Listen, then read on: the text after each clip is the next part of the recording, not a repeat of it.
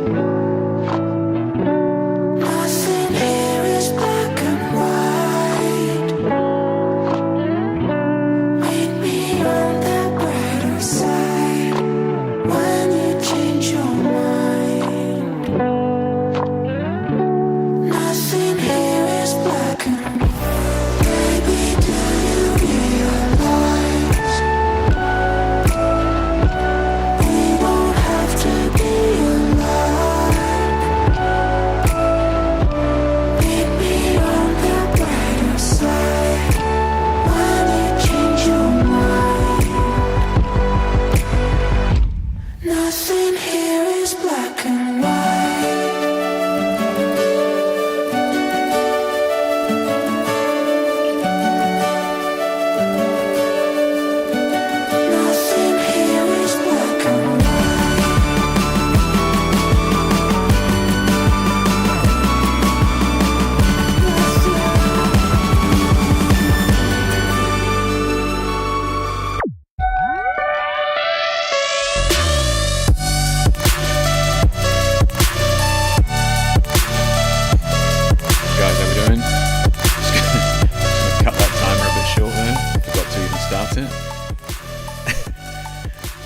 Everybody's having a good day.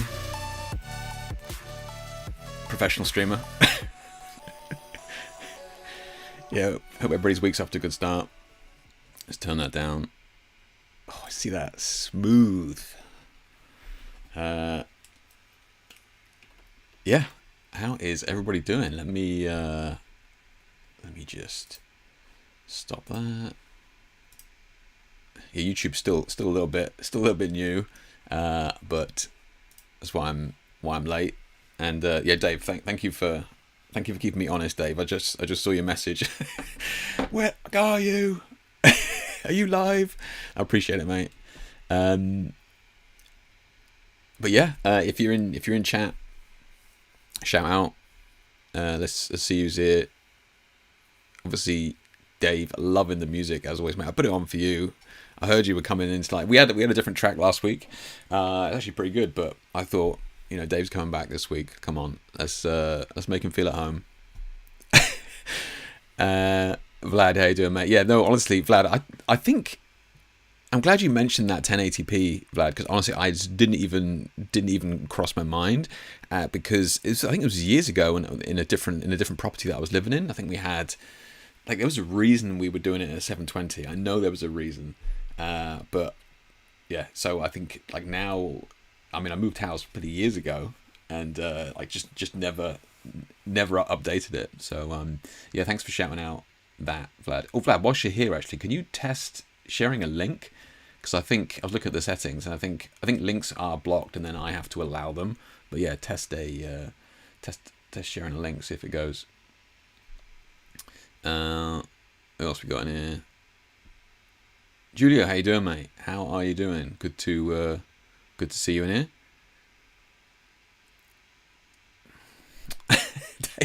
Dave, I swear it's your internet. I swear it can't be you. Can't be you. Oh, you think it's Facebook, Vlad? Ah, is it? Is that what it was? Gotcha. It could be that. Could be that. Yeah, I wonder. I know there was a reason it was a 720, and I was like, I could have sworn that the internet was good enough at the last place. But anyway, yeah. So thank you for pointing that out last week, because I just had a look in the settings there in OBS, and yeah, all good, all good. So hopefully that's working. Ilio says, yeah, thanks, everything great, man. I just wanted to say you're an amazing photographer, and I've learned a lot from you. Very kind, mate. Very kind. Glad you're enjoying the work. But yeah. Let's have a look. I'm getting a warning here saying the bitrate. So we'll try it at. Link doesn't seem clickable. I don't even know where it would be. I haven't been told that there is a link. Okay, maybe I'll have to Google it. I know, David. Yeah, exactly. Just yeah, it is getting dangerously close to Sony. There's only so long I can put off getting a Sony, you know. It's only so long. Anubis, how you doing, mate? That's it. Goncalo, absolutely nailed that. Welcome, mate. Welcome. Hey, so you are now converted to YouTube. It's mirrorless on the Santa. I know, right? We've got to It's just inevitable at this point. Vlad, I'll have to Google that, because I've looked at the settings here, and it says that links are blocked automatically, but you can turn them on if but they need to be okayed. So I'll have to Google if there's another setting somewhere. Super annoying but it's not it's not the end of the world. But I was expecting it to be come up to me here, right? Because I was expecting it to be come up. Yeah, verify this is a proper link or something like that. But nothing's there. Yeah, nothing's there. I'll have to Google it again, or maybe I'll test it during the week again, and I'll just open up YouTube on my wife's account and see if I can share a link, see if that works. But yeah, weird. I thought I'd fixed it. Sorry, mate. Ian, how you doing, mate? Hi, Jake Dad. I'm in. Thought I needed a 5-year-old to help me get it right. It is a miracle that I managed to work this out so far. I mean, it has only taken me 2 years. But yeah, welcome, mate. So if you're new here, what are we doing? So Livestream, usually do live stream every couple of weeks, every fortnight, and it's usually just a place to hang out, have a chat about gear, and usually I choose a topic to discuss. What was it? Last time we did art lenses. That was pretty cool, actually, just going through all my art lenses. I got way more art lenses than proper lenses, which I didn't realize. So yeah, we just had a bit of a chat about that, what are they used for, and, who would use them, why would you use them, that sort of thing. So we usually talk about a topic, something like that, and then we look at your guys' images and just give some feedback if it's needed. Maybe pull them into Photoshop, have a bit of a play, and take it from there. Really, it's pretty chill. I would welcome all questions. This is not formal in any way. This is just me winging it. So there's going to be a few mistakes. Usually thanks to Photoshop's generative AI shafted me last time. So hopefully we can avoid any embarrassing generative fill moments. But other than that, yeah, we'll just be winging it. Anubis, how you doing? Beautiful set of images, Anubis. Yeah, I know I saw them on Instagram. What was it, last week or something like that? But yeah, thanks for sharing those. We'll have a look at those later. Look like a fun shoot. Look like you got a ton done as well. Yeah. Plato, speaking for Sony, they really want us to associate Sony FX3 with the word cinematic. Really, every time I log into this account, I see some vid cinematic and camera name in the title. Yeah, it is it's. I was doing a workshop a couple of weeks ago, right? And I was doing a lighting setup, and it is, every time you say the word cinematic, it's just, it is the new C word, right? It's just it is a bit cringe now. But that's not the C word I was thinking of. But yeah, it is it's just lost its meaning, right? It's just such a esoteric word now. It's just lost its meaning. But anyway, it is very prolific. Art equals antique. David, you can get modern art lenses, David. It doesn't all have to be 18 quid off eBay from some Russian mobster, which is where Vlad gets all his lenses, by the way. All my work is cinematic. I don't know what you're talking about. I mean, you just got to own it, right? You just got to own it. Like, you just got to play the game. The algorithm is going to serve you well. So lean into it, Vlad. That's what I say. Yep, lean into it. Oh my god, I had the wrong shade of blue on my fill light. Jesus. I don't even know what's going on. I can't even call myself a photographer anymore. Right, so let's have a look. Let's scooch over. Scooch over here. What we got? Let's bring up the old Facey book. Oh, mate, professional. Nailed it. Absolutely nailed it. So yeah, if you're new, what's this? Share a shoot business, that sort of thing. What is what's that about? Well, every week on Monday, so this was published yesterday. This image on my Facebook page, and then I just get you guys to post images in the comments, like share the work you've been working on. Hey, look at this handsome young man. Look. Hey, so share your work in the comments there, and we've got a lot today, man. It's good mix. Dave, look, Dave missed out a week, so he's like, oh, I'll submit too. I mean, I get the math, David, but appreciate that. A couple of good ones there, though, mate. That's looking good.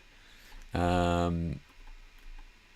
some bangers down here as well. So yeah, if you wanted to share an image, just head over to my Facebook page on this image here, and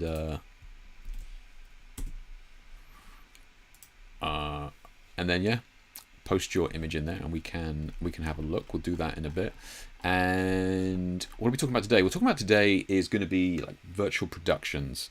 So really, talking about cinematic and cinema, TV, and that sort of thing. A lot of modern TV shows and cinema are made using a virtual production. So that is essentially bringing any environment you can think of, bringing it into the studio and having it surround you, and then shoot within that environment. And from there, we'll look at some of the benefits of that, and what are some of the knock-on effects that we can kind of take from that as well as we step ever closer into this purely digital world, as it were.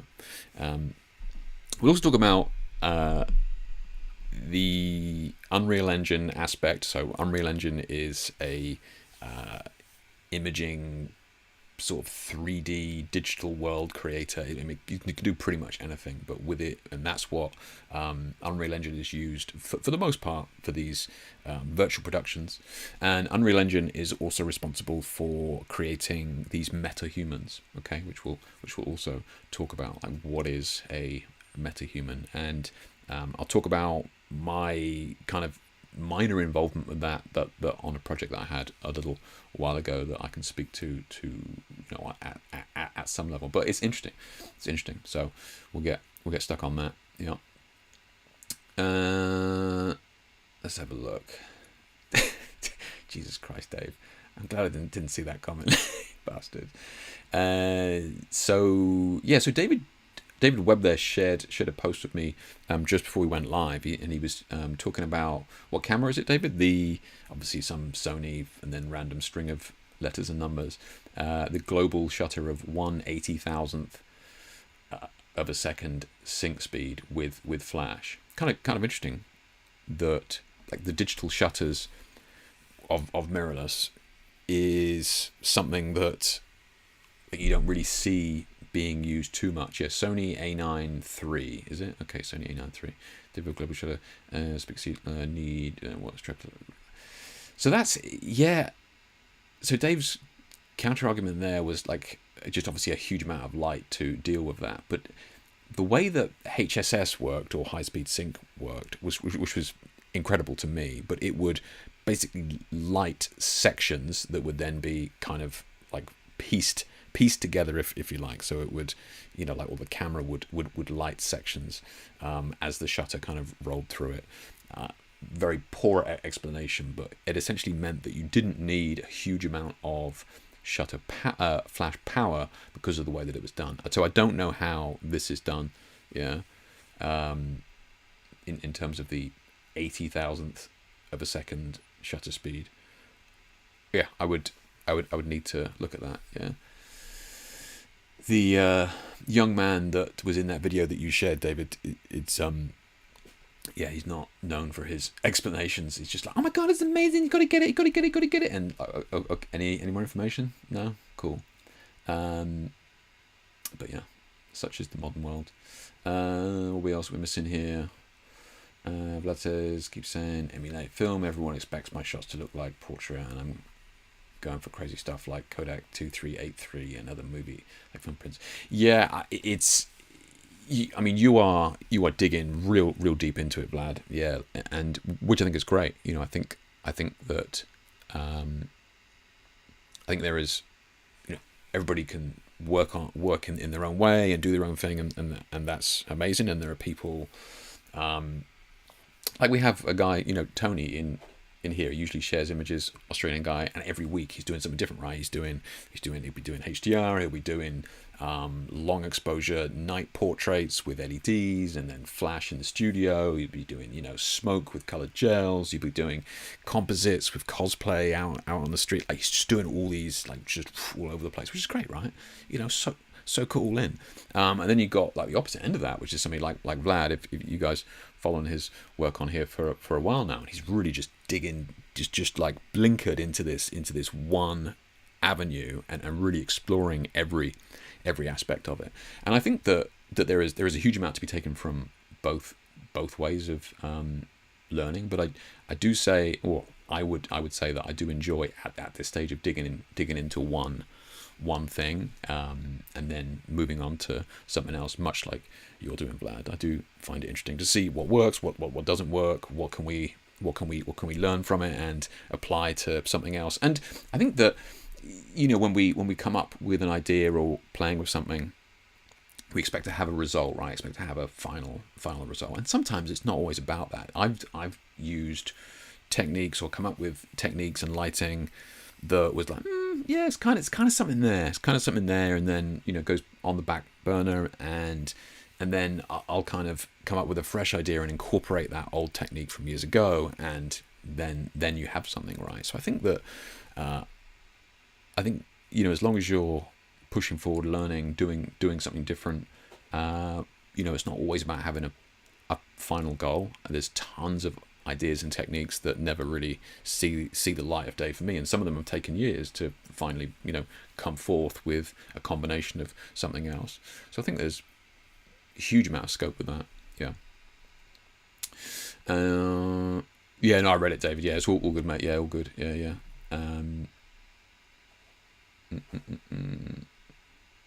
Card killer, yeah. Shutter opens at once instead of sliding open or some nonsense, so all the light hits the sensor at the same time. Yeah, well, this is and this is what this is what I was fascinated about with LEDs that flash, right? And I won't labor this, but I'll just real quickly, if I can, let's have a look. I can quickly find it.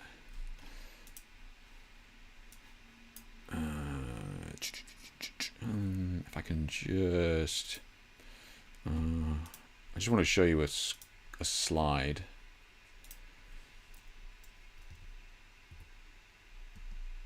Right, so this is like regular strobes, right? This is like metal ball bearings bouncing on a metal plate, right? This is a metal plate, and this is metal ball bearings bouncing on that plate, right? And as you can see, you know, like we get these tails, right? Because the flash, and what we understand as the flash being this instant light source is not. It's basically a combustion of, or an ignition of xenon gas in that glass tube, right? So it ignites through the spark, and that gas expands and then dissipates, but that takes time.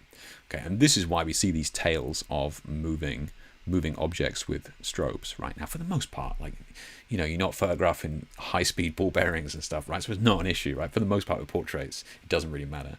What I find interesting is that when we switch to an LED flash, this is what we get. Because and this is what you were talking about there, Dave, about this instant with electric, with an LED flash. An LED flash is instantly on and instantly off, right? Literally like the speed of light. So like we start to see some of these things being, like people think of LED as like ambient light, it's going to have more blurring and that sort of thing. But the Rotalights here that I'm testing and using here, the Rotalight EOS 2s here that can flash, and bearing in mind this can flash in like 16 million colors or something like that, they are very, very crisp, so because it's an instantaneous electric on and electric off. So I do think that is like there is a lot to be said for this mirrorless electric shutter thing, and you don't really see anybody really pushing that, which is kind of weird to me. Because the sensor is read as a whole in one take, the flash doesn't need to strobe or fill in separate lines. Read right. Well, yeah, this which is what the HSS is doing, right? It's kind of a weird one. Okay, so we're talking about tonight. So we're talking about a virtual productions, and we just kind of mentioned there no more rolling shutter. Exactly, David. Yeah. So we're kind of talking about LED lighting. Then we were just like an ambient lighting, and what does that mean? And I've been using the LED lighting or ambient lighting for the last 12-18 months, and it's been pretty damn cool. In fact, it's been really impressive. And you see, it's just even in this image here, I was just looking at it as I was talking about movement and ambient, and it just like the movement of the subject is just more organic in these shots. I find it interesting. I don't know, where like a flash you have that crisp and then it's this weird tail, whereas with LEDs there was an image that I shared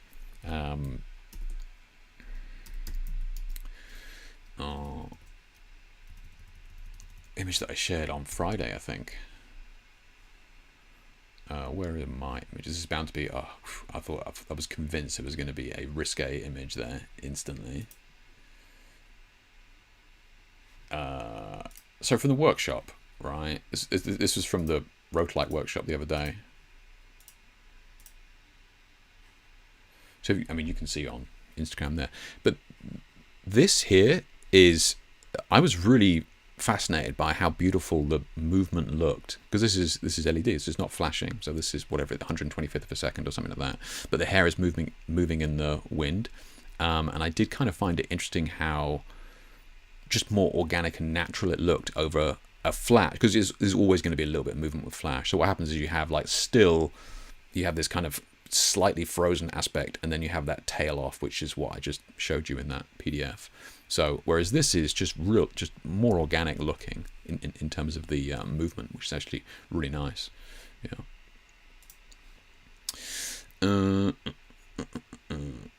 Mobile text sliding into the cameras with up to 1 second pre-shot recording. Oh, that's right. Yeah, where it's recording before you even hit record and stuff. Yeah. The Rotalight workshop up north got cancelled, Dave. Who's going to be running it, Dave? Do you know? Right, let's have a look. What are we talking about? Virtual production. Let's do it. Come on, Jake, you can do it. Focus. Before we do that, let's have a look at a couple of items that came out this week. Kind of what we were talking about from last week. It's not too many. There's just a couple that caught my eye that I was interested at. Have you guys seen this? Vlad, specifically. Have you guys seen this? This is the...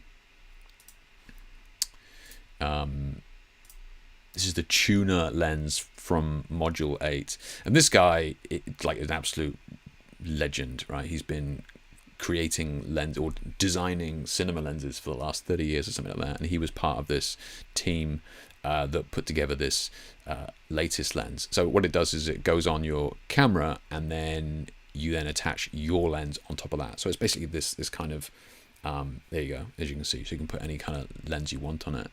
And what he's done is he's kind of made it to give it or to replicate a lot of the cinematic look. There we go again with that C word. And like some of the results do look good. And within those, I think there's 3 lenses here, like the like 1, 2, and 3, and so here you go. You can kind of see it here. So you can kind of see. I think this is all one lens, but you can adjust the amount with each of so on that it's not a lens, but you know what I mean, like the coupler or whatever it is. You can actually adjust the amount, so you can adjust how much it kind of gives you this like weird creamy bokeh aspect around the outsides. It's an interesting idea. Yeah, it is an interesting idea. I think this one, the next frame, you kind of see the halation and stuff and the bloom. So you can really see the bloom here now, right, with this lens. You can really see it coming out, and then you can see that it gets more kind of pushed the further we get to the edges and that sort of thing. Yeah. So interesting idea. I think they got some more examples at the front here. It's very difficult. It's a very American advert where they're all screaming and shouting, and just can be a bit much. But you can kind of see here where it's happening, like the different variants. This is the L1 that goes L2 and L3 lenses, and then with each of those you have a kind of a different look. But nice kind of aberrations here towards the edges, especially with colors and that sort of thing. And this one is a really aggressive one. And the L2 is supposed to be a little bit calmer, and then the L3 is going to be a different look again. But interesting idea. And so I think it's still in Kickstarter now, but so it's $1,000 at the moment, and I think it's $2,000 once it's done in Kickstarter. So this is not cheap. But their argument is that some of the cinematic lenses are like 20, 30 grand, right? And they're not wrong. So if it was 300 quid, I probably would have given it a go, but not kind of testing it out. I mean, if I get my hands on one and test, that's a different story. But it's kind of a lot just to see if it's going to be any good or not. But definitely worth a look if you're interested.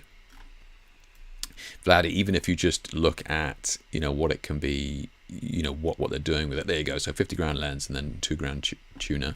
Yeah, and it's not even compatible with any of my cameras anyway. But again, targeted towards cinematic shooting.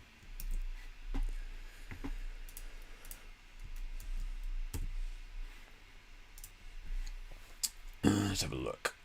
What do I get to in here?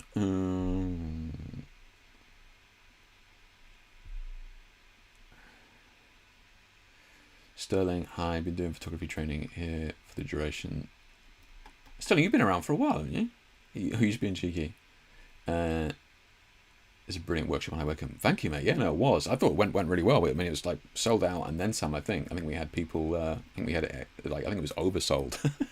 But like we had a great day. We got tons done. The models were great. Setups were great. Yeah, it was a good day. Yeah, it was a good day. Terry was doing it. Going to be running it in the new studio up there. Gotcha. Okay, Dave. Yeah.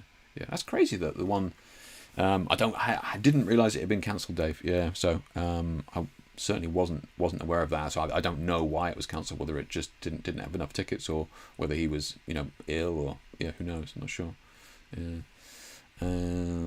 It didn't Moment announce 3 of those last year as well. Maybe it's the same thing, Vlad. Yeah, I only heard about it this week. I was kind of surprised that this still seems to be going, but maybe it's the same thing. Yeah, I don't know when it was originally announced, but yeah, you'd probably be more in the know about this than I am.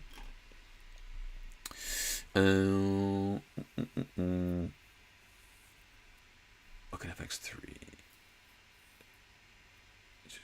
What's the FX3, Dave? Canon lenses on Sony Lol Legends.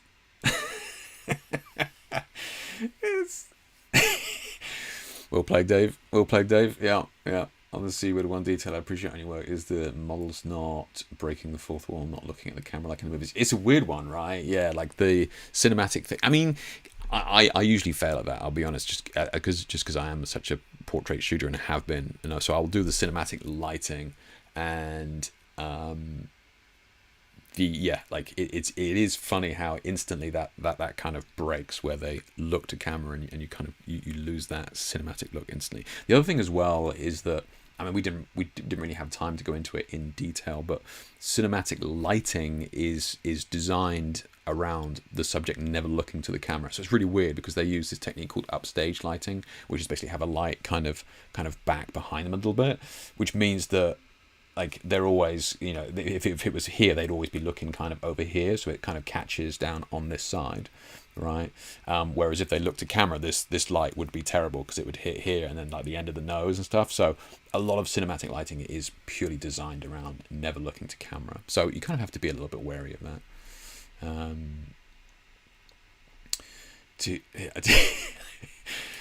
Vlad, mate, there is a gap in the market for your Russian lens monopoly. Yeah. Hey James, how you doing, mate?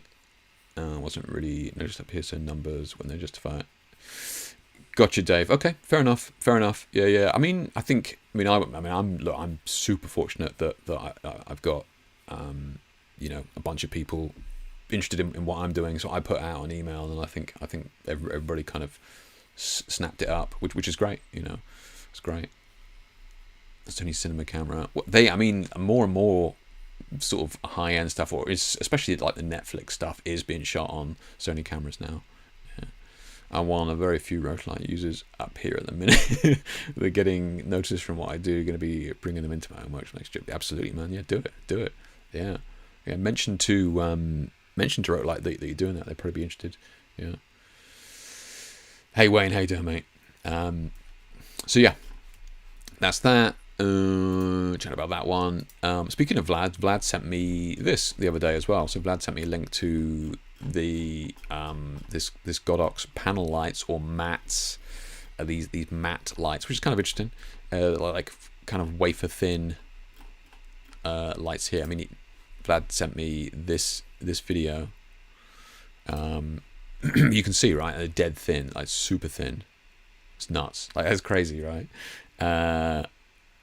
So only a very specific, you know, look that you can get from that. But the fact that you could like tuck it in anywhere and like, you know, he's folding it and stuff there, kind of interesting, right?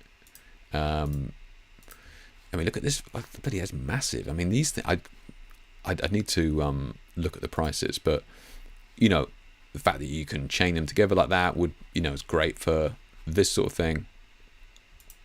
I will say, look, Godox is great in what it's doing and putting like new tech out there and playing with tech and that sort of thing, but they make terrible videos. I was looking at some of their videos on here and they're just horrendous.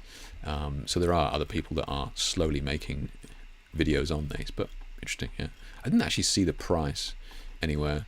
Is he selling them, that guy? Has he got a link to sell them?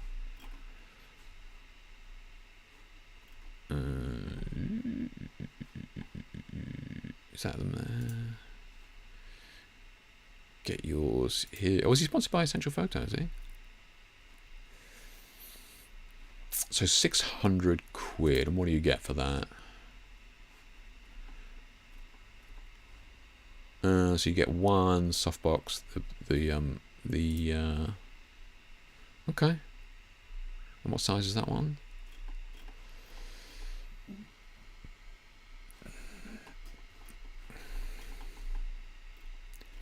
Right. I know I'm an old man, but I'm not being dumb, right? But like, just tell me the size. Like, why do I have to go for all this crap? Jesus. Light body dimensions. So it's 65 by, so about 60 by 60. Okay. So that's kind of like the light I got in front of me there. So okay, pretty bright, pretty big. You could certainly use that up close. 600 quid is, I mean, it's only white, right? Or, you know, Kelvin. So yeah. Okay. Interesting. I mean, you know, that like the fact that you can shove it anywhere, it is kind of cool. You know, you could definitely tuck that somewhere, fold it down, make it smaller. Yeah. Interesting. I wonder when this coming out. It's pre-order there, so I wonder when they're coming out. He's got a free LUT pack. Jesus Christ! Yes, he's got a free LUT pack. There you go. go say hello. and get his LUTs. But yeah, I haven't heard of this guy, Vlad. But yeah, okay. So yeah, just a couple of bits I wanted to chat about there. Nothing crazy. I didn't see anything else crazy this week, really. But yeah, a couple of bits. Thanks for sending that over to me, Vlad. That's interesting. Yeah. Did I miss anything here? Tomorrow, new product launch. Something similar from Nanlite also. Oh, here we go. So we got resident Nanlite bro in here from Anubis, and look, I say that affectionately. Look, I mean, I'm the Rotolite bro, so like it's absolutely fine. Yeah. So Anubis is somebody who is in the know. He is sponsored by Nanlite and does a lot of incredible work for them. So I will keep an eye out for that Anubis. That's interesting that they're going to put out something similar as well. Wonder what the price will be. Probably be double that, right? So I will keep an eye out for that. And if I miss it, Anubis, send me a link or something for next time. Yeah. 200 watts didn't look that bright in the ad. It's LEDs are so difficult with wattage because it's spread out over a larger area. So it depends on, like, they kind of measure it. I think they tend to measure it at 1 meter from source. So but it's real weird. It's real weird how they measure it, because we're used to measuring it from a single point with flash, and that just doesn't apply with this. And it's like a wall of light. It's very it's very difficult for us to kind of translate that.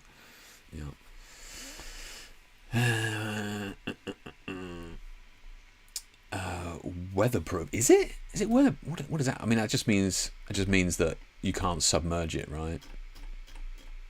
I didn't actually see what the CRI index was. Check me out. CRI. There we go. CRI 96. Okay, so that's pretty good. Yeah, it's pretty good. CRI index is just how like the quality, or how clean the light is color wise. So 100 being perfect. 96 is very good though. Yeah. And they do 2700 to 8,500. Not bad. Yeah. You want 2,000 to 10,000 is kind of as kind of the dream. What else we got here? Not sure if waterproof. I got a pair already, so let me dip in the bathtub. Come back with that. That's a nice thing. I mean, that's what you got them for, right? Test them out. Absolutely. Vlad giving the hard reviews here. Nanbro, I like it. Yeah, Nanbro, definitely get that YouTube set up. Yeah, you can have that. That's free. My gift to you, Nanbro. I like it. Dave says the Range Rover shot was under range with light acting as a cover. That good point, David. Yeah, good point. Where was that? Was it in his video? Or was it in the it's gone now. It's gone forever. I've lost it. But yeah, you're right, that was in the rain coming down on top of it.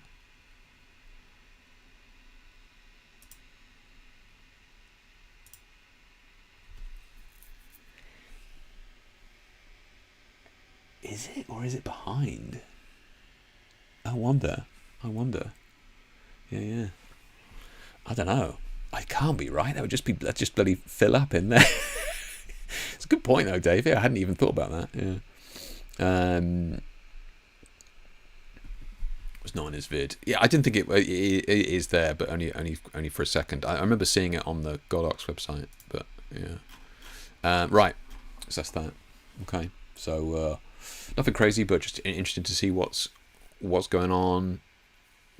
Just giving you, just thinking about ideas and stuff as well as to what we can do. I would love to get my hands on this though and see what it was actually like. But like you say, Vlad, be paying a lot for a couple of features there in terms of adjustability and that sort of thing. So I mean, you could just buy like a handful of different lenses on eBay and see which one suits you, right? Especially with some of those older lenses, you could probably go in and adjust them. If you bought multiples, you could probably go in and kind of adjust them a little bit to get even more dramatic effects in one lens and just have one that wasn't affected. So I'm sure there's stuff you could do with that. Right then, what else are we looking at? So we're looking at virtual productions. Let's come in here.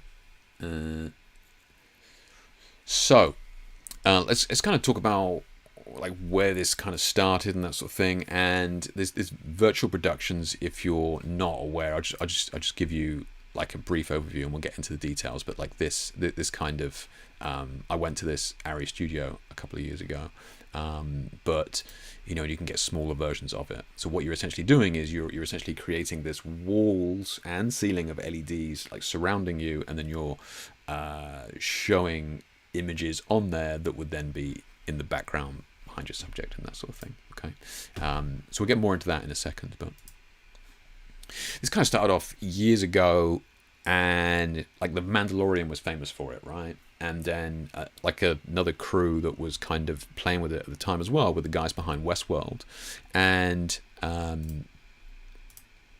they were playing with this idea of trying to create this kind of effect. They had this car flying through the city, and you can kind of see here, right? So this is their vehicle, and they've got this big wall around them, and then they've got these screens in here as well, projecting images as well. So they're really trying to sort of embed their subjects within this world rather than trying to do it with green screens and that sort of thing as well. Because this is really like a huge upgrade from green screens, and we'll kind of talk about why that is in a second. But they've come a very, very long way, right?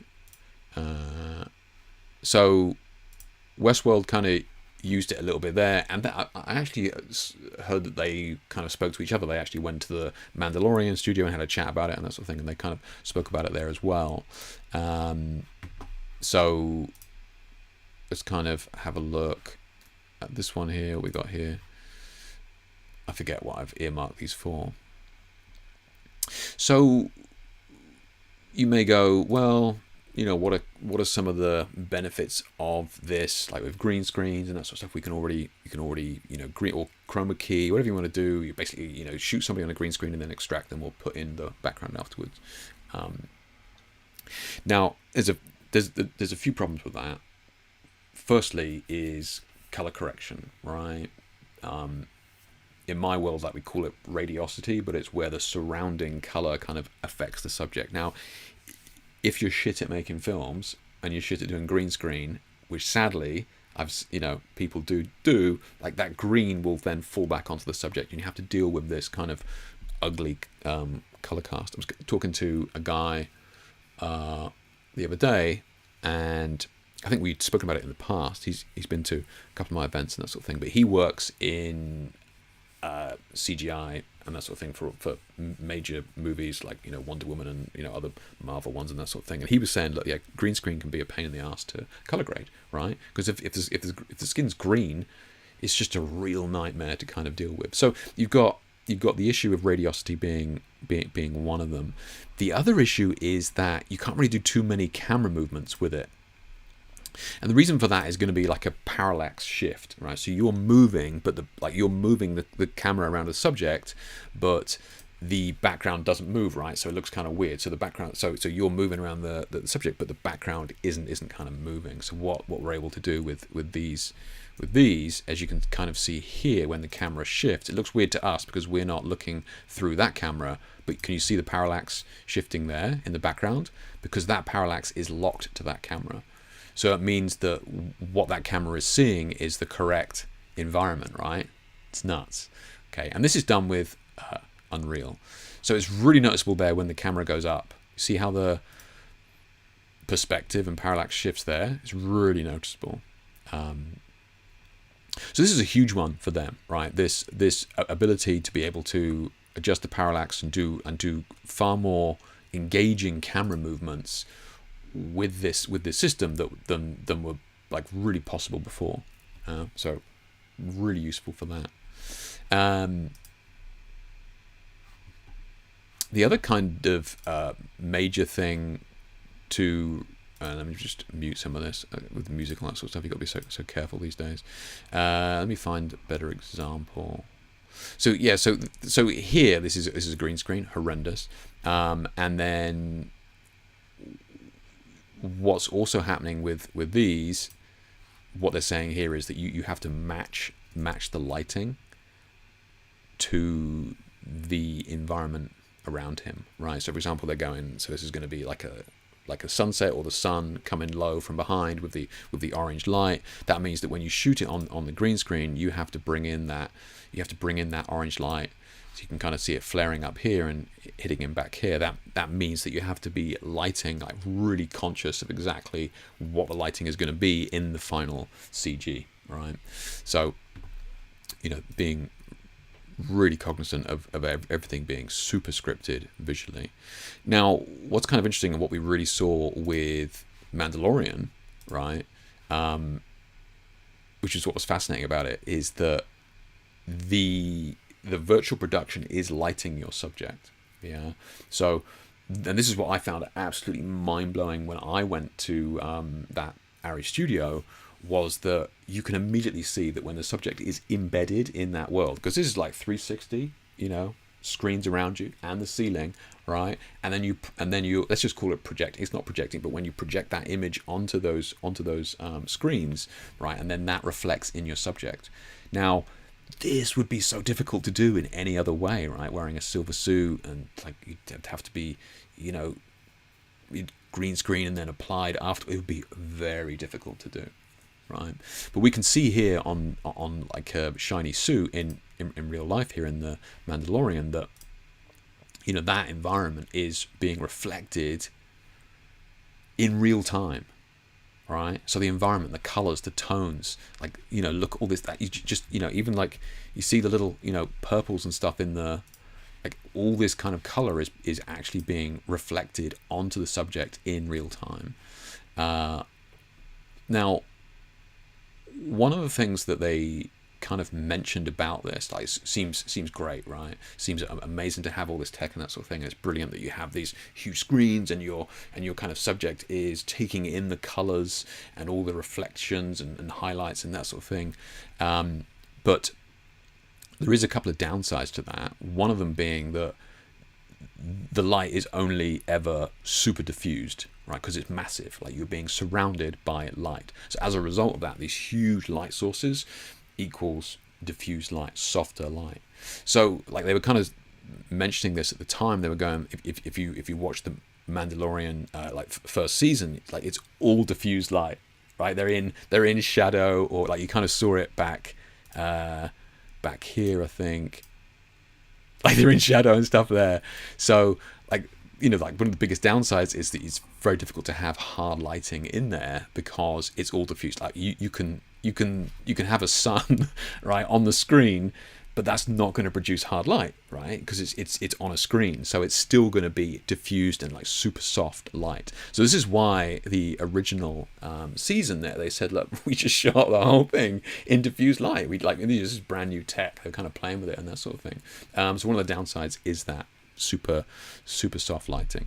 Yeah, but now there have been kind of advancements now, which we're going to talk about in a second, but let me just check I haven't missed anything here in the comments. If I'm talking about Russian lenses, drop them on the floor. Yeah, I mean, so you mentioned, like, I know maybe you're kind of joking there about dropping them on the floor and that sort of thing as well, but I remember when lomography was bought out, and I think the lomography like name or kind of the Lomo cameras and that sort of stuff was bought out and then made in a Chinese factory. Now we can kind of take the piss out of Chinese manufacturing, but that's kind of a bit of a myth. Like now it's like it's kind of out of date thinking, because Chinese factories are obviously far better than they were. Now the issue was that when they took the Lomo brand and sort of remade it, they remade it perfectly, right? So it didn't have any of the imperfections that Lomo was kind of known for from this original shitty factory that they came from.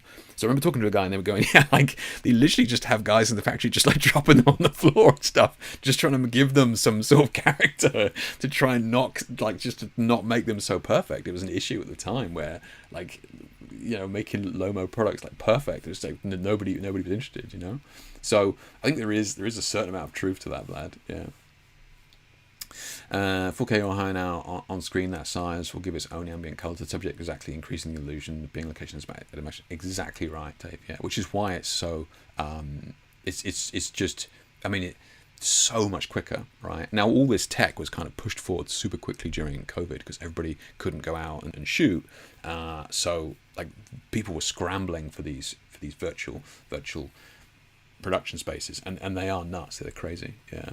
It's like HDRI for real life. Exactly. Yeah. Dave says, "Oh my god, I've got a 65-degree screen. I can do this, mate. You gotta be setting it up. You should start renting it out. start getting your virtual productions going." It was based on the fact that I dropped a Helios on the wooden floor and did it. They do weigh a ton. Yeah. So coming back to this then, like I said, and like Dave was saying there, you know, you are surrounded by this light, by this color that you've kind of dictated, right? And you know, downside of that is it's kind of diffused. So this Arri Studio here, and I downloaded some videos that I shot at the time. I'm just going to see if I can show you some of them here. So this is kind of my shaky ass like Instagram stories at the time, but this place is massive, right? This place is big, and you can see here like this, that's the screens there going around. What was weird about this is that like you go into this studio and they start running footage like this of like flying over the mountains, because bearing in mind like that they'll have something on the roof as well. It was nuts. Like you instantly start getting like seasick. You're like, Jesus Christ, like your body cannot process the fact that it's not real. So it's 360 like that, and the whole thing just immediately comes to life and filling like with sound, all that sort of stuff, and you know, and the visual, like you just like, Jesus, I need something to hang on to. It's nuts. You immediately start getting seasick in there. So that's how effective it is. You know, it really does make you feel like you're there. So and this was kind of, because this was years ago I shot this, but this is kind of me being interested at the fact of kind of what we've just been speaking about here, right? What happens when you have reflective surfaces and then you surround them by these colors and moving images, that all the reflections look legit instantly, right? So I was absolutely blown away by this years ago. I mean, you can kind of see the pixels here now. But yeah, mind-blowing at the time. And so here we go. So this is like the car driving down the road, and you can see it's running that process behind it. So this is where we get to the bit that's kind of interesting on what this Arri Studio was doing. So you can kind of see here, and I mentioned to you before about the lack of hard lights, right? This issue that you have where you can't have hard lights, it's all diffused and that sort of stuff. But you can see kind of here we want them to be driving towards the sun, and they've got this warm kind of sunlight spot on there. Okay, so and then that's kind of displayed here as well. So you can kind of see we've got this hard light, hard shadows and bright sunlight. So what's actually going on there is, if we go back to like one of these again, so all these are modular panels, right? So what that means is, if I can find one where here you go. So all of these can be popped out. So what Arri has done here is that you can pop out any one of these squares. Let's say you're doing this environmental shot and like you've got the sun down there, or you've got the sun like behind you and that sort of thing. So you can just pop out one of these screens and then put in a hard light, right? This is nuts. So you just put in a hard light in that hole, and then you have this wraparound, diffused, colored ambient light, and then where the sun is in the image, you just pop out one of these screens, and then put a hard light in there, which is like, and it just works so well. It's, it meaning, like, when I say believable, I mean because it kind of is, right? You can see them all. Like, it's just, can you imagine getting all that set up? I'm good, thanks. This is just Wayne unplugging something just to screw with them, I think. But like unplugging one of the Christmas lights, just like, yeah, good luck with that, guys. So yeah, like definitely changing the way that films are made. And you got to think, right? I mean, I forget now. I had a couple of drinks. I forget now, but how much this costs to rent per hour is obscene. But you base that on the fact that you can just so much faster to work, right? So, you can be shooting, in the Arctic in the morning, and then break for lunch, and then you can boom in the afternoon you're shooting a desert scene, right? It's just like instant. So it is extremely expensive to rent these spaces, but it means that the production times are just like quartered. So you are really just cranking through these shows, and this is what was called for at the time. I remember going down to Panavision at the time. Like this was years ago. It's just like just coming out of lockdown or whatever it was, going down to Panavision and talking to those guys, and they were saying, look, like we, we're all our cameras are always out. Like Netflix is making, is just greenlit another 30 shows this week or something. This was during lockdown when we just couldn't get enough content, right? So these virtual production studios were just flying. They just never turned off. Like the screens are just on all the time. They're just shooting constantly. Again, because it was so fast to make these, shows, and like we wanted that content. So certainly interesting. And then these are kind of like these miniature versions of them. We kind of joked here about the larger screens at its most simplest, and then here we've got just a background and then edge, and then same here, like background and then edge. So if you were just doing more of a simple shot, you could just wheel in screens, and then you would still have the reflections, the accurate reflections on the on like the shiny surfaces and that sort of thing. But yeah, the other thing that was kind of impressive to me, I'm just trying to find one. There you go. So the other thing that was kind of interesting, so here you see you've got this screen up here, right? So there's a screen above it up there that just swings overhead. And then they project or display clouds and all that sort of stuff. The other thing that was just mind-blowing to me was that because these are acting as lights, I was kind of questioning about, well, we got, it's a bit bright on top here, can we like dull that down in terms of reflections? And they just grab like a gray square from Photoshop and just swing it in to the ceiling, and then just immediately have your like ND filter just instantly as the sun, and it took like 10 seconds. It's like to be that responsive with the lighting, and to be able to make adjustments to the lighting that simply and quickly like in an environment like this is nuts. Yeah, absolutely crazy. Yeah, very, very powerful. Yeah.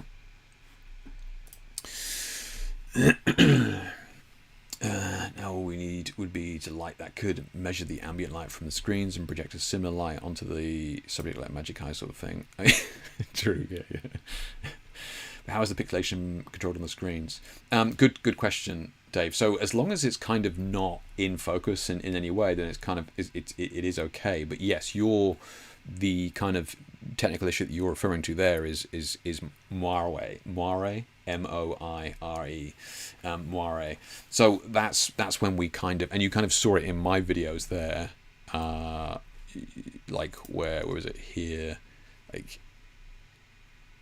Not really so much there, but it's where the like pixels start to create like banding and weird artifacts. There you go. there. You just saw it at the end there. Right, so it's creating these weird artifacts where, because you have repeating patterns, as it were, it can create this moire effect. So it is an issue, but it's not. It can be worked around with how you focus on it, just in terms of depth and that sort of thing. The other major downside of these is sound, right? Sound is a nightmare, because it's all very well to film all this and shoot it all, and these guys are bringing in like buckets of sand and that sort of stuff. I don't know if I've got any here, but so they're doing it where they bring sand into the foreground. There you go. You see bits of it there, right? So there's realistic elements on the floor, like the sand and that sort of stuff. And I think in this one there's like a drama on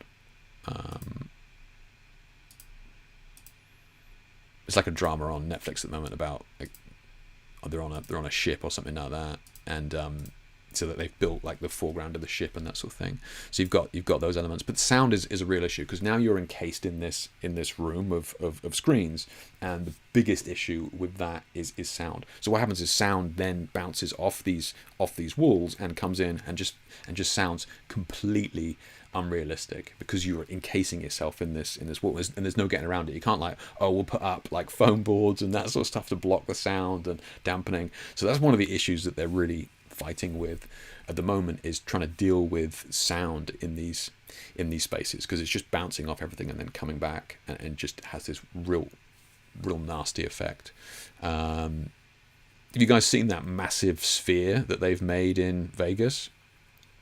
It like cost, I don't know, 12 billion to make or something like that, but it's a humongous sphere, and like U2 did a concert in there originally, right? And they have it in there. It's the same issue that they face there with sound, and they basically developed this sound, speakers and software that in their words targeted sound directly to each seat, which is kind of nuts. So you would have all these speakers, like multiple speakers for each seat in the edges of this, and they would be like specifically targeted to each seat. So that's how they got around it. But obviously that only works if you're sat there. It's different if you're trying to do it with a microphone and that sort of thing. So there's still work that needs to be done on that. Obviously, that like everybody else is loving it, apart from the sound guys that are just tearing their hair out. But yeah, interesting time ahead. Yeah. So we've kind of been speaking about these like these worlds and these screens and that sort of stuff, and you're like, oh cool, yeah, great, I can just grab a JPEG from Facebook and whack it up on the screen behind, and off we go, and that sort of thing. And you kind of heard me speaking about this parallax issue that at the start, right, where I was saying one of the benefits of the screen is that we can target parallax error where the camera is moving in relation to the subject in the foreground, and make sure that the background drifts or moves in a realistic way.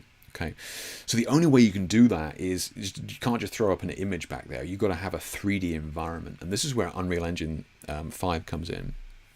Okay, so Unreal Engine is, believe it or not, free software. You do need a half decent rig to make it work, as long as it's a PC apparently.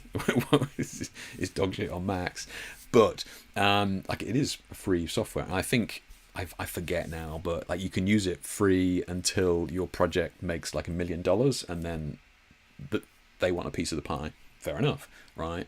So it's nuts. You have this just industry level software that is used in nearly every modern film, and it's actually free. So you can, which is great, because it means that people can kind of learn this software. Young kids, university, college studying, right? They can get their hands on this software and start learning it, so that by the time they leave, they can, like, they're great. They're out into the industry and ready to be able to use this high-end kit. So absolutely hats off to Unreal for doing that and making it free to everybody. I think it's brilliant for training, education as well. And I won't go into this too much, but it's kind of sad the way that Photoshop and Adobe have gone with their pricing model. Now, I'll be totally honest. Look, back in my day, it was possible to crack software, right? So you just get a serial number, and in my opinion, I think Adobe would just dump serial numbers onto the internet anyway, so that you could basically play with their software and learn their software. So by the time I left university, right, I mean, I couldn't afford to buy Photoshop when I was when I was at art college. No way. Sure, like you could use the like the Macs in college, but there was like 5 of them, right? And you couldn't work on it at home. So like we all had cracked versions of software that we learned Photoshop on. That when we left university and went into the real world and started making money from it, we bought Photoshop and we all subscribe to it now. But like kids today don't have the facility to learn these industry programs on their own. I don't know. You guys got young people that like? Is it possible to have cracked versions of Photoshop now, or are they just buying, or are they just getting it for 10 quid a month and that sort of thing? You could argue, well, everybody can afford 10 quid a month. I don't know, man. We were real poor artists back in the day. I can tell you. Like, I had kidney beans on toast one night. Like, it's not like I don't know. If there's a way to crack software, we were going to do it. So yeah, it is. Yeah, this is a tangent, but it is kind of sad that there is no way for young people, students learning, to actually use this incredibly powerful software that they will absolutely have to use in their career. Adobe has the chokehold on the market for it. Yeah, it's a bit of a shame. But anyway, off on a tangent there.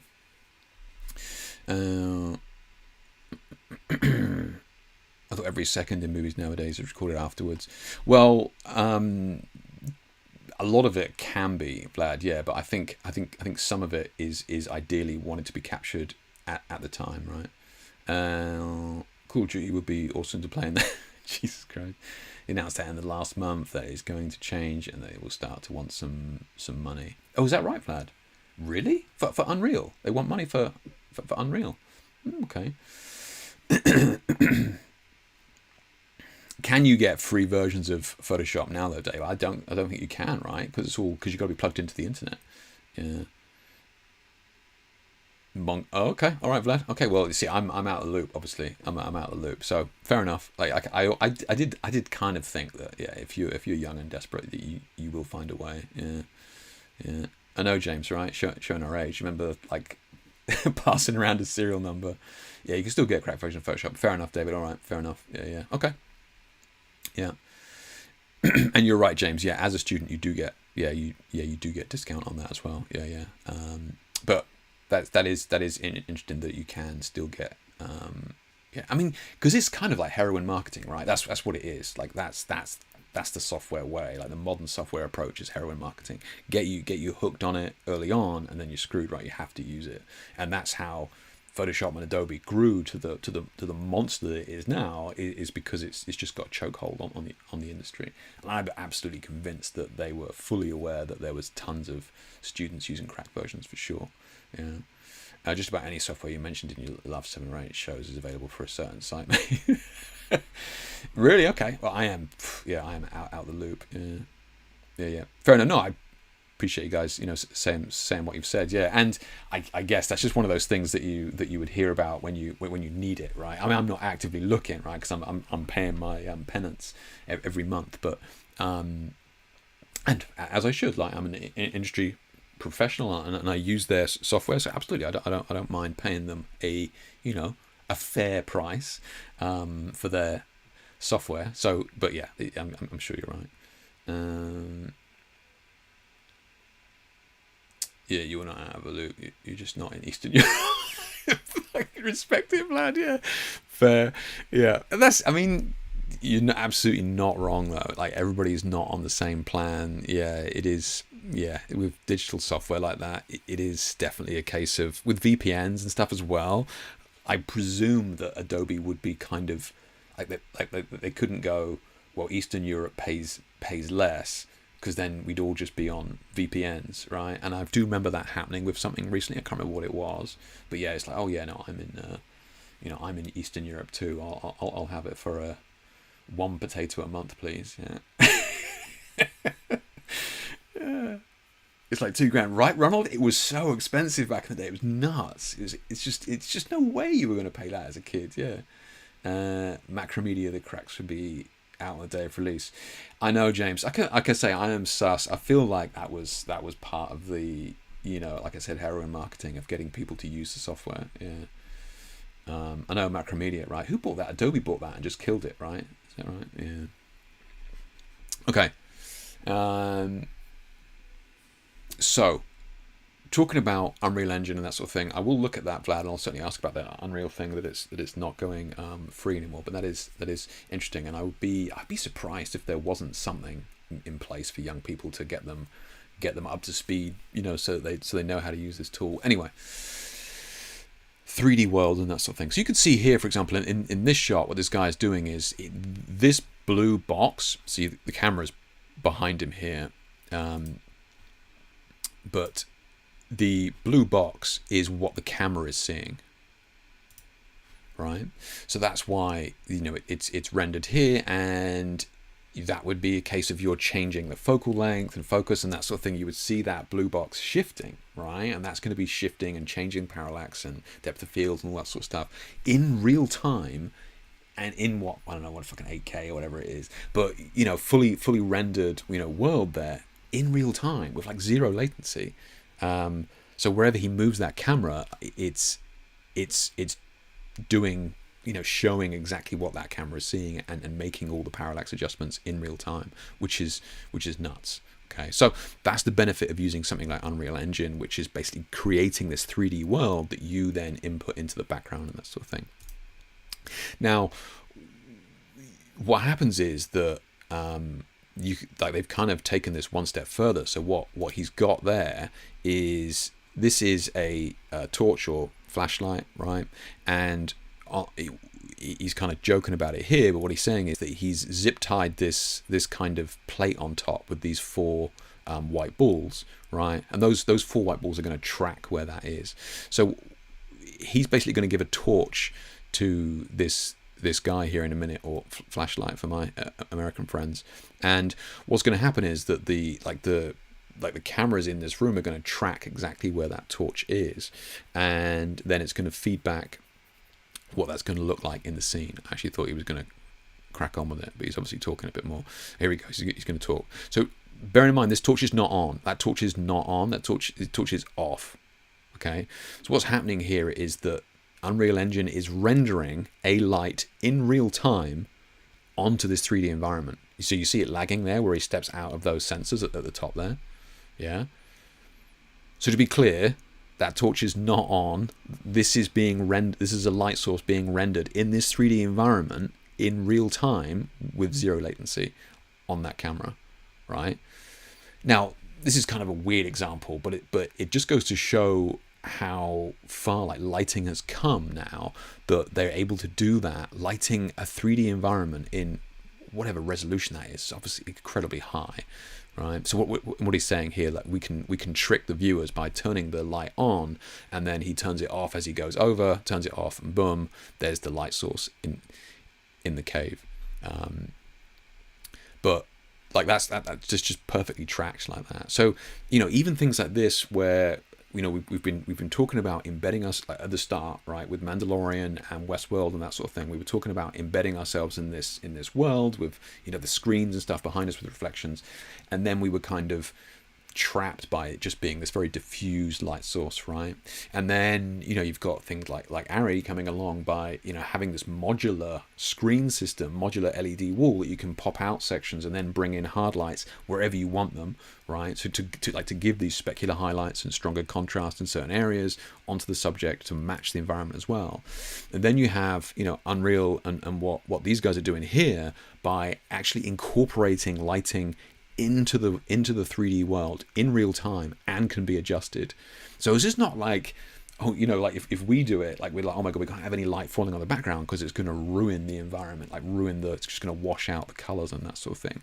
So they're kind of leaning into that now by placing lights and moving lights. So you could do that with anything, right? Anything's moving around the scene, or you've got somebody like a motorbike driving past or something like that, and you can have it integrated to actually be fed into the screen there and the environment. I just find mind-blowing. And like I said, like that blue box here is what that camera is seeing, and you can see it fully rendered at the focal length that they've made.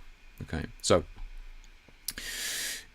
it's really in an impressive spot now. And a lot of this is really largely in part thanks to Unreal Engine and what that's able to create and render, and the quality that it's able to do it in. Because this is really kind of like the first time where we've got to that point now where like 3D renders are at this pretty much photorealistic. And I've seen some videos on some scenes that they've made in Unreal, and it's you really cannot tell. Yeah, you really cannot tell. So it is getting to a point now where it's becoming super realistic.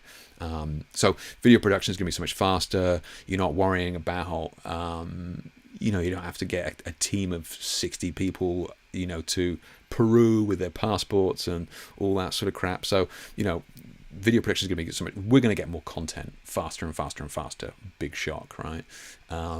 So you can kind of see this whole process. I remember speaking to the guys at Ari, and they were like, "This is fully booked up for like the next 3 years." Like these screens just never come off. It's just never closed. They're just on all the time. And I wish I could remember the figure of how much it costs per day, but it is obscene money, right? Because you got to think, major production is like up to you. You can fly 60 crew members to South America, or we can just do it in here and be home in time for Coronation Street. Like it's just, obviously they can charge what they want, right? It's nuts. Yeah. YouTube thinks I'm Argentinian. Spotify thinks I'm some kind of Indian W. It's just cracked in Russia. Okay, so look, VPN is available from many good reputable sources. Yeah, our main software is legit, but some of the high-end stuff with 4-figure price tags I don't have a trial version of. All my stuff is legit, just to be clear, in case anybody's watching this, right? I am, as a professional, all of my stuff is legit. I neither condone nor deny the use of any of these products. Hey Jay, how you doing?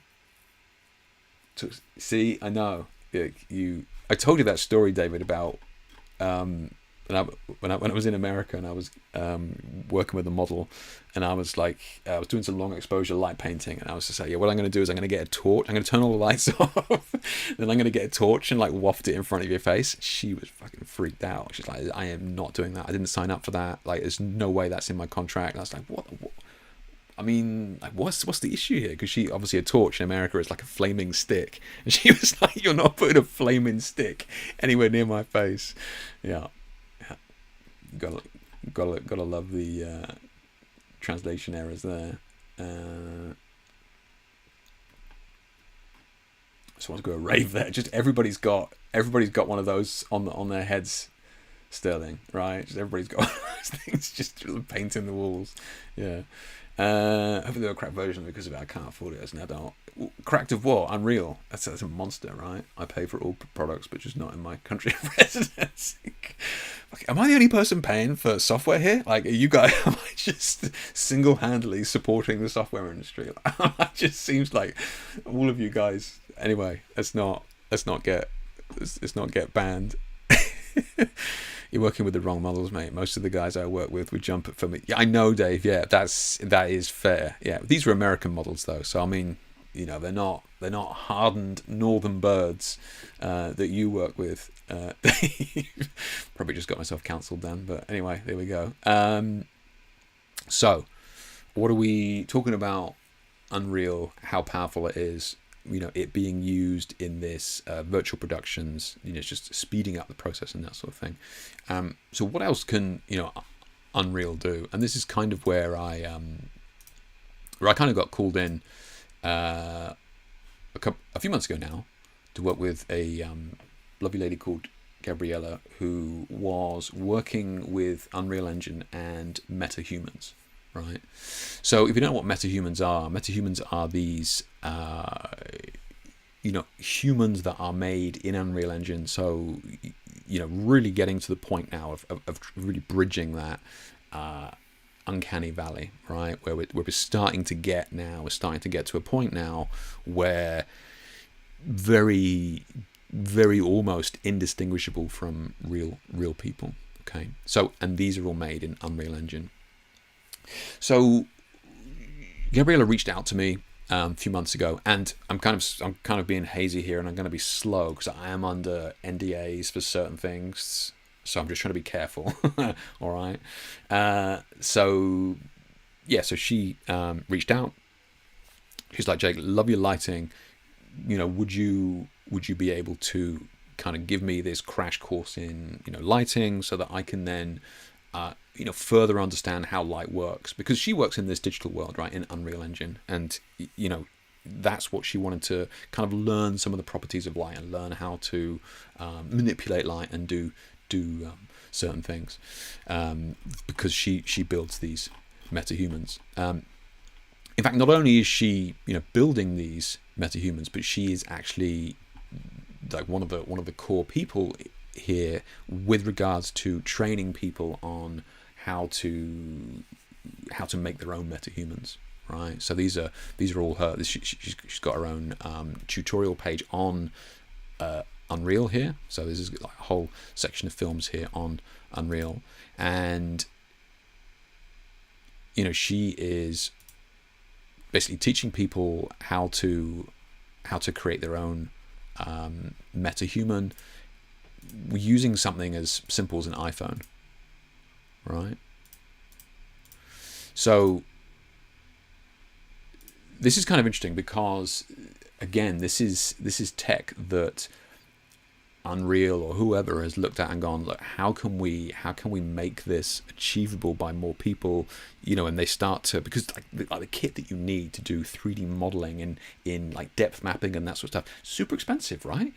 So what's fascinating about this is that they're enabling us now to be able to create metahumans with iPhones, and I say iPhones because they have like a depth sensor. Right, so all these iPhones have these depth sensors now. So, and what that does is it enables them to create these depth maps of the face. She is actually talking about scanning the teeth there, which is terrifying. So here we can see, like, this is on the iPhone, right? So this is where the iPhone has a whatever it is, like a depth thingy, whatever. I forget the technical term. But you can see how the iPhone is creating this depth map of the face. And like this is previously would have been just prohibitively expensive for most people. Okay. So she was like, I want to do, I want to learn a ton of stuff about lighting, but one of the things, like one of the first things that we looked at was, she is trying to do these, teach people how to do this properly. And one of the things like we had to do was, just simply set up her lights. How could we light her home studio in such a way that she was able to, have this very soft, evenly lit face that was perfect for these, for the metahuman capturing, as it were. Okay, so it's kind of, originally what I was doing was helping us set that up so that we could basically light her perfectly for this. And then, and then we looked at more advanced ideas with regards to lighting with color and doing a lot more with some of the advanced tools in Unreal that just blow my mind. And I'll kind of touch on them a little bit here in a minute. But what Unreal can do in terms of manipulating light is fascinating to me, because they kind of build in the imperfections of light that we kind of deal with with drop off, like fringing of edges, like shadow transfers, and hot spotting and all that sort of stuff. So like all these kind of imperfections that we kind of do our best to manipulate and for the most part get rid of, like all of that is built into lighting in Unreal because that's what we're used to seeing. But I will get, I'll get into that in a minute. So this is fascinating project, jobs that she's doing and videos that she's making here for Metahumans. And then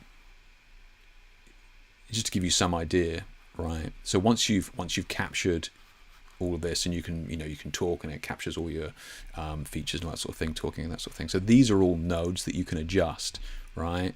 And it just goes on and on and on. So it's like trying to drill down what makes us like human and how we can spot somebody who doesn't look human, and this whole uncanny valley thing. Like it blows my mind that all of these things, which she's aware of, and she's talking about how like mapping the tongue movements and this sort of stuff, and how she has to fine tune all of this afterwards. But like it is in there as part of all the things that you can adjust and tweak. I don't think the tongue's in there, but yeah. So there you go. Like pursed mouth.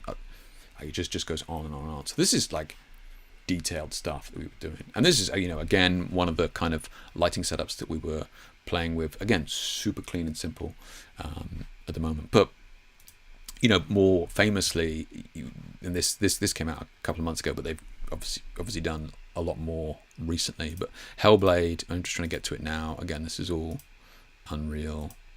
That's one of Gabriella's characters as well. So those of you who don't know Hellblade, so this is the actress there in Hellblade, and the fact that she was created in Metahuman and how quickly they kind of used.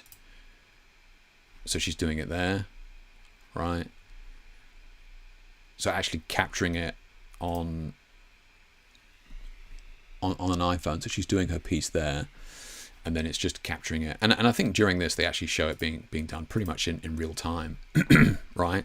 So this is this is the depth map that's on the iPhone. So is having this function in everybody's pockets so they can now start making this is crazy, right? So that's her section there. They're just kind of matching it up.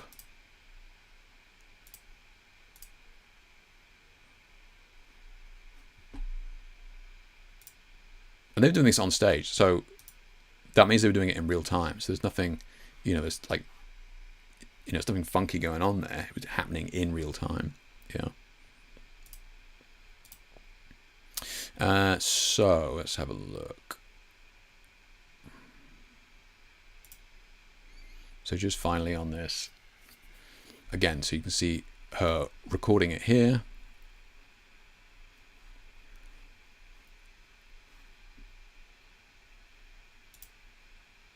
And then, this is the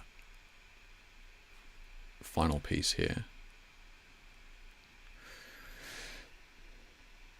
So Unreal Engine is definitely in a very powerful spot now. Again, like we are at that precipice now where it's starting to become indistinguishable from real. Like I mentioned to you a moment ago about landscapes and backgrounds and environments that were like, it's pretty much like indistinguishable from real. And this is kind of where the metahumans are getting now, where it's getting almost indistinguishable for the most part from real, right? And it's only going to get better and better all the time. So what does this kind of mean then, right? Like what is it like? Okay, cool, Jake, I'm not making video games. what do I give a shit for? Metahumans have so many applications that whether you like it or not, could replace what somebody was already going to be doing. Let's say you're I think Gabriella used some examples. She was like, you know, let's say you wanted to record a tutorial for something, right? And, you know, like you're a pilot or something like that. And even after you finish pilot school, you've got 40 hours of tuition, further tuition to kind of drill down. So rather than having somebody like record that, you would just get a metahuman to deliver that. Okay.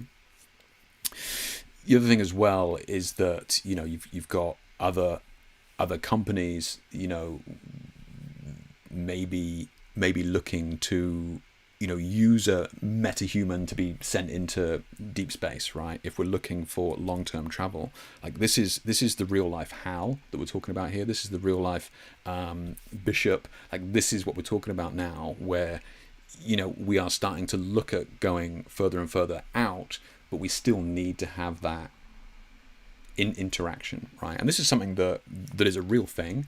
Like if we don't have that in interaction as humans, we can get into a tough spot mentally. So you could send metahumans with these people, and I shit you not, like this is the real Hal, right? This is the real Bishop. Like this is, you know, this is where we're at now, because you can't speak to people on Earth because it takes 8 minutes to get a response or 2 days to get a response. So having a metahuman with you is something that is technically possible. Same with other people who have mental health issues, right? Who need companionship and that sort of thing as well. These metahumans are getting to a stage now where they, especially with AI, right, and all these other things, like you can start to create these people. So, you know, from my point of view, you know, one day I'm, you know, learning how to, or, you know, teaching how to, or photographing a girl in a underwear covered in oil and, you know, brightly colored lights, and then the next day, you know, I'm helping somebody to pre-light Hal being sent off, you know, for a trip to Mars. Like, our industry is in a crazy spot right now. Like the jobs that are available to us now simply just weren't even imaginable back when I was at art college, right? But that's the reality of what I'm doing. Like my job as a modern photographer is not just standing up and pressing the button anymore. You know, it's doing jobs like this, which is fascinating to me. Like literally at the cutting edge of technology, and how to use my knowledge of lighting and actually bringing that into this three-dimensional real-time portrait is nuts. It's absolutely just mind-blowing, you know. And like this is not a great video, but this guy kind of talks about, and it's like, I think, terrible quality, but kind of talks about some of the aspects of lighting, of different lights within Unreal. And it's so weird that, like, because I was trying to translate my knowledge of light to Gabriella's knowledge of light, and because she uses attenuation radius and source radius, soft light radius, source length, which is, you know, like the kind of inverse square law stuff. Attenuation radius being like the actual side. Like, it's so weird translating my knowledge into her knowledge and actually creating something with this. And like we kind of spoke about, maybe it's cool if I was to get her on a live stream. She would be in Unreal Engine, and I would kind of talk her through how we could kind of light a, you know, cool looking gel portrait but in Unreal. So kind of translating that in real time. So I think it'd be cool to get her on and do something like that, because I do think like this knowledge that we have, this lighting knowledge that we have, can be used in so many different applications. It literally isn't just stand there and press a button anymore. There is so much more use cases for it.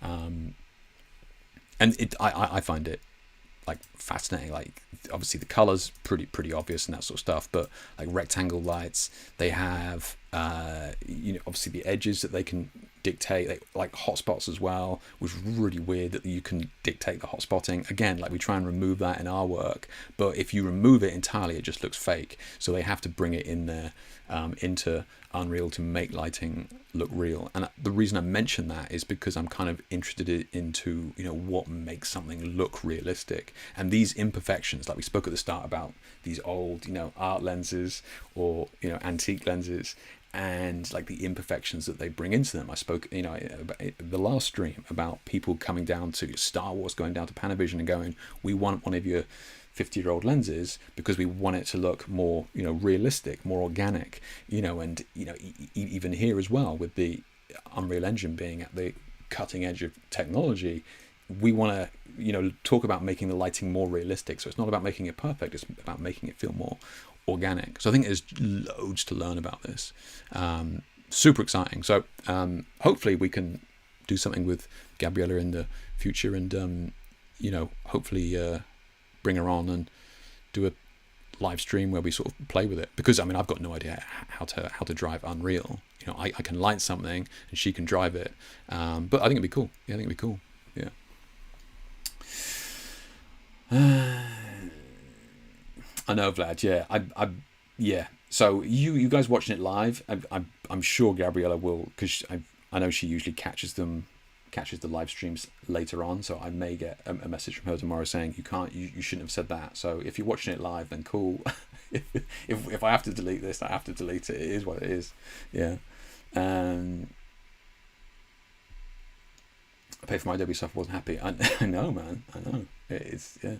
There are student subscriptions that are really cheap. When I started making money, I went legit on the software as well. Yeah. It's like it's a product. It's a tool that you use, right? So like it is only fair. Yeah.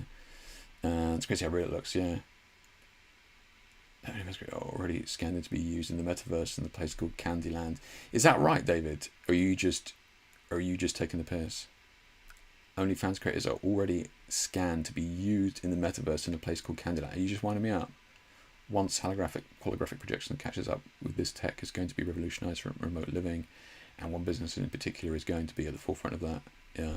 No, I agree, Dave. That's what I mean. So, like, we already have the data sets now to be able to create these pretty much like indistinguishable from real worlds.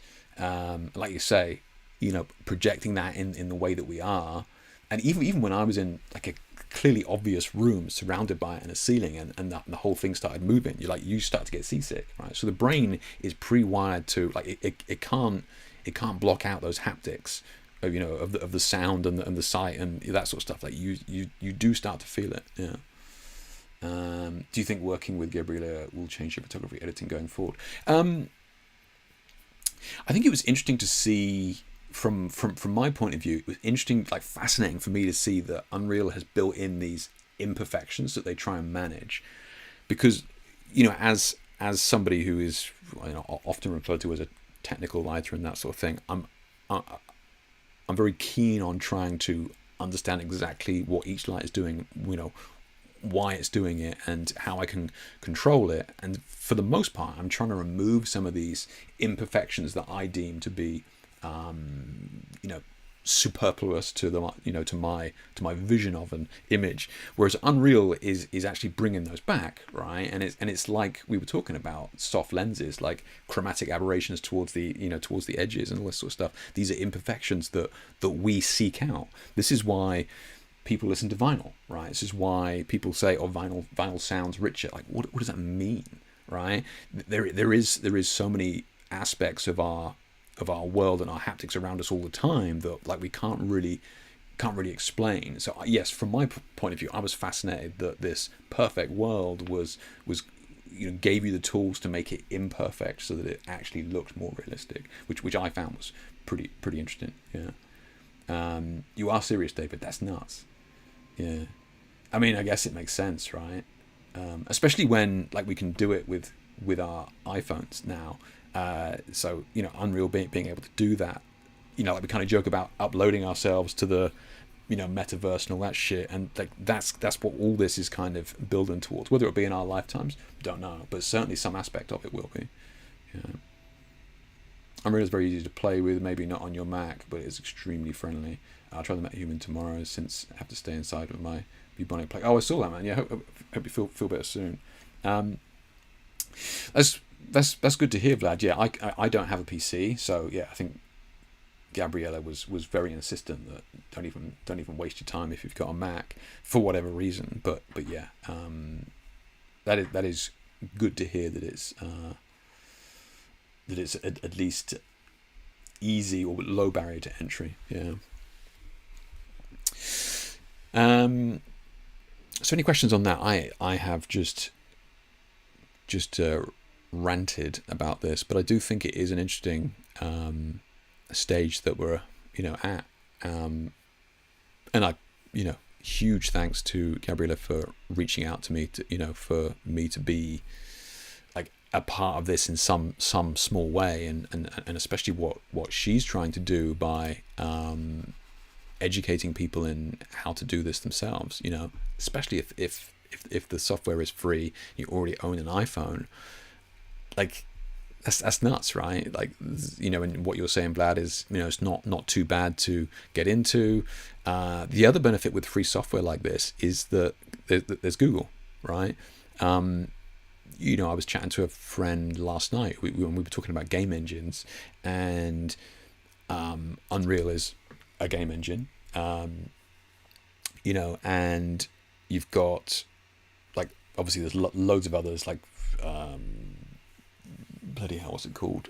CD Projekt Red has like the Red engine, Bungie has the Tiger engine, but those engines, like Unity is another free one, but those engines, like, you have to be trained that by the staff in those studios, right? So you can't go and work for Bungie, which is now owned by Sony, and go, cool, yeah, I'm ready to go. Well, I've never used your engine before, like their Tiger engine, whereas Unreal, like, it's free, so there's tons and tons of Google, data, like, sources out there, so you can teach yourself, right, or teach yourself from the community, as it were.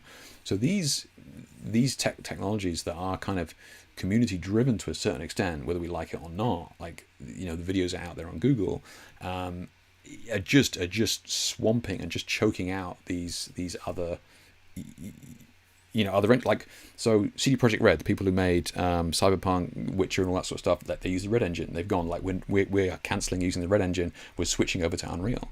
That's a major choice that they've made there. That means that everybody on their staff now has to learn this new engine. Is huge, but they see that as something for the future, that we can't get new talent in because they've never used our engine before. So I do think that there is huge scope for these products, and I hope, Vlad, that like, to your point there, that hopefully it doesn't have a stupid price tag on it, and I hope that more people can use it and learn from it. Hopefully it stays free, or at least some version of free. Would say low barrier, since all the money I don't pay for subscription software goes into a PC, but still, yeah, true, yeah. Okay, so any questions on that? Like I said, maybe I've said too much and I'll have to delete the stream again.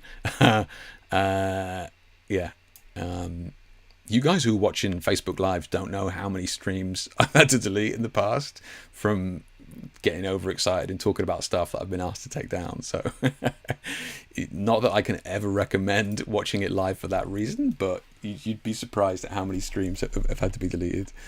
Okay, so let's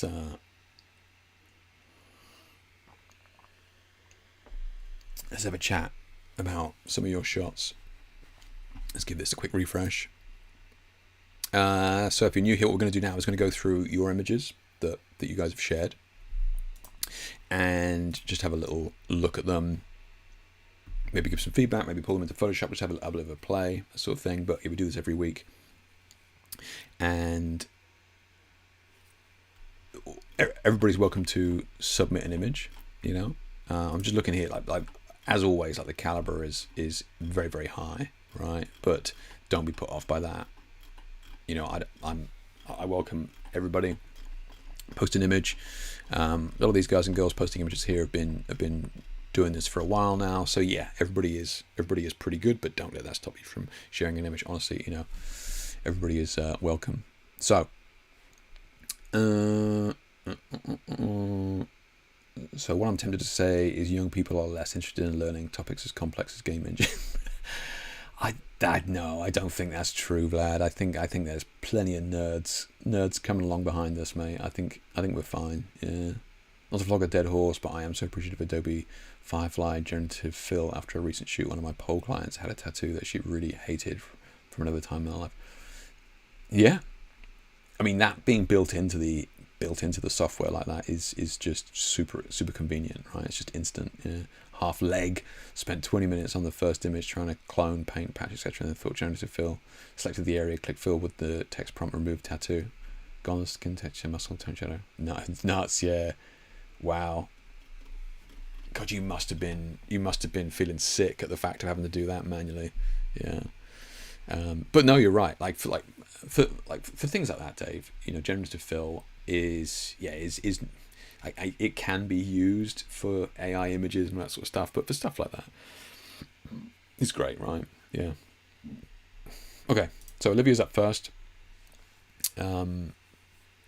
Olivia and I have been working together on some mentoring sessions as well. So we've done a couple. We've got another one next week. So she's just trying out some of the lighting setups that we've been going through. So trying out the color glow technique. Really cool. This one is from the Creatively Simple Lighting Workshop, I think. Photoshop not even open. What is this? Who even am I anymore? So yeah, we just open that up.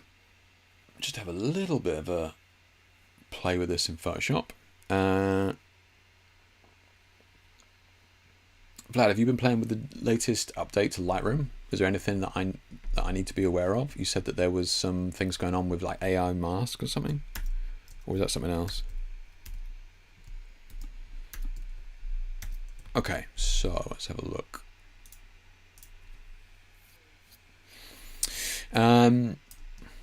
So this is cool. I think Olivia, what we're doing here when we spoke about it is about trying to get more of a kind of a bluish color on the skin here. I can kind of see tiny little bits for here, and I think we've added some post pro aberration here, right? Which is fine. But yeah, let me just bring this into Camera Raw here a second, and let me just play around a little bit with this. So we got light, we got color. So I'm just going to bring that. I'm just going to bring it just slightly colder, just see if we can bring out just any more of that blue.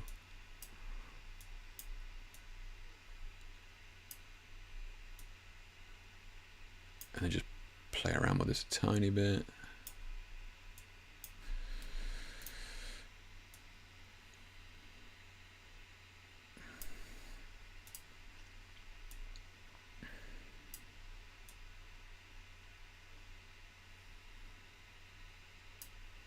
Yeah, I think we can.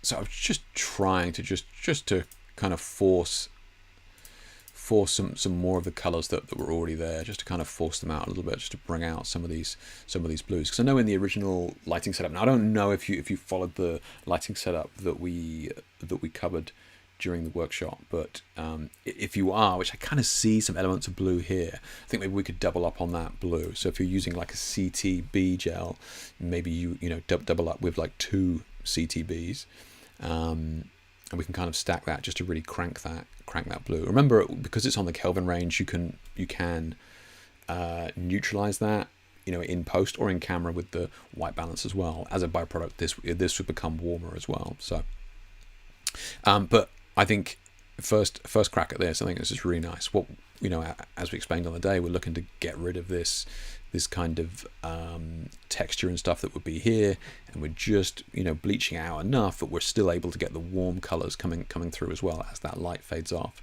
So I think in terms of that, you've really nailed it. Yeah.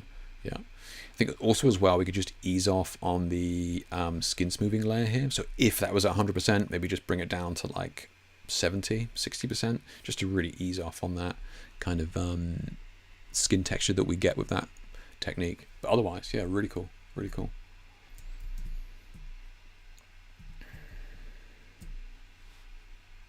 And I will speak to you again next week for the cinematic workshop. That'd be good.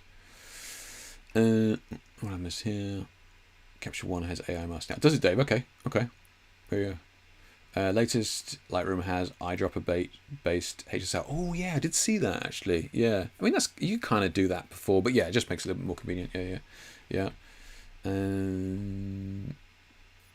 I'm curious about the aberrations in this shot. The technique lens distortion. I don't know for sure, Vlad, but so in my original technique, I would be holding stuff in front of the lens, like a wine glass or something like that.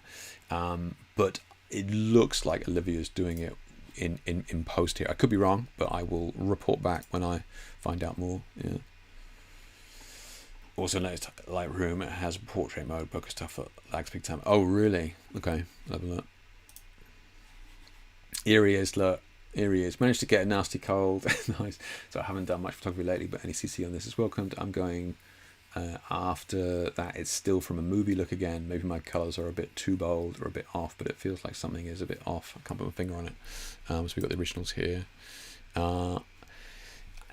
It's difficult, Vlad, because I mean, I think you're right to analyze it in that way, but like, do you want it to be cinematic, or do you want it to look like a cool, like a great looking still image? Which is, I think this is gorgeous. I think the colors are absolutely gorgeous. I love this kind of, you know, curve we've got going on here. You know, I think the color grade you got on this is absolutely gorgeous. Is it cinematic? No, like, you know, you definitely want to be dialing it back to something like this, but do I prefer this? 100%, yeah. So, like, maybe you're stuck between that, you know, like, between that rock and a hard place of like, oh, I love this, but it's not what I was aiming for, sort of thing, which I get, like, I totally get. But, yeah, it is kind of an issue. I kind of wanted to try this new feature in Photoshop. I don't shoot landscapes, but Vlad kindly has provided. So if we go into Camera Raw Filter, and down here there's this new feature called Lens Blur. It doesn't really apply to me because I work in a studio, but just if you guys, you know, shooting outside or have a lot more depth in your images, just give this a try. It's pretty supposed to be pretty good. So what it does is it masks out the subject, which I presume is like an AI, you know, mask, right? Kind of interesting. Look, we lost the glasses a little bit there, and obviously we've got the blurred edges there, but for the most part, not bad, you know. So I've just clicked on it there, and then here we've got, so this dictates the focal range.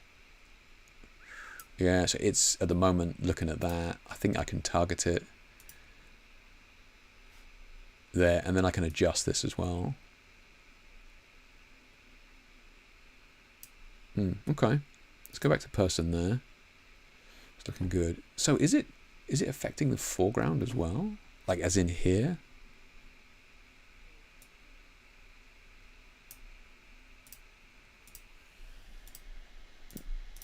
Oh, a little bit. Yeah, a little bit on the hand there. Yeah. Okay. Oh, this is the visualized depth thing. Oh, that's hilarious. So because you've added these black bars, it sees this as in the foreground. Interesting. Okay, that's funny. And then this black bar is in the background. Gotcha. Okay.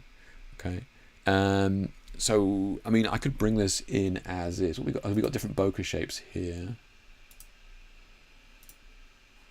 I kind of like these ones.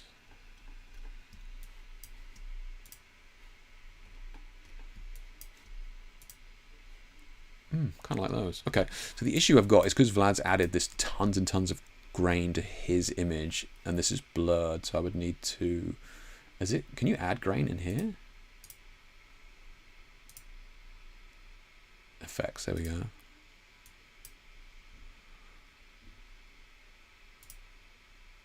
So I kind of just got to match it a little bit to Vlad's grain.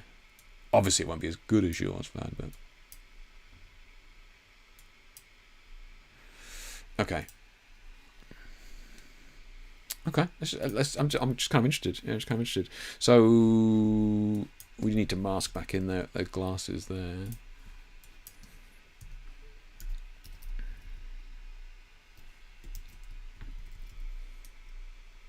Oh yeah, that's working. Nice.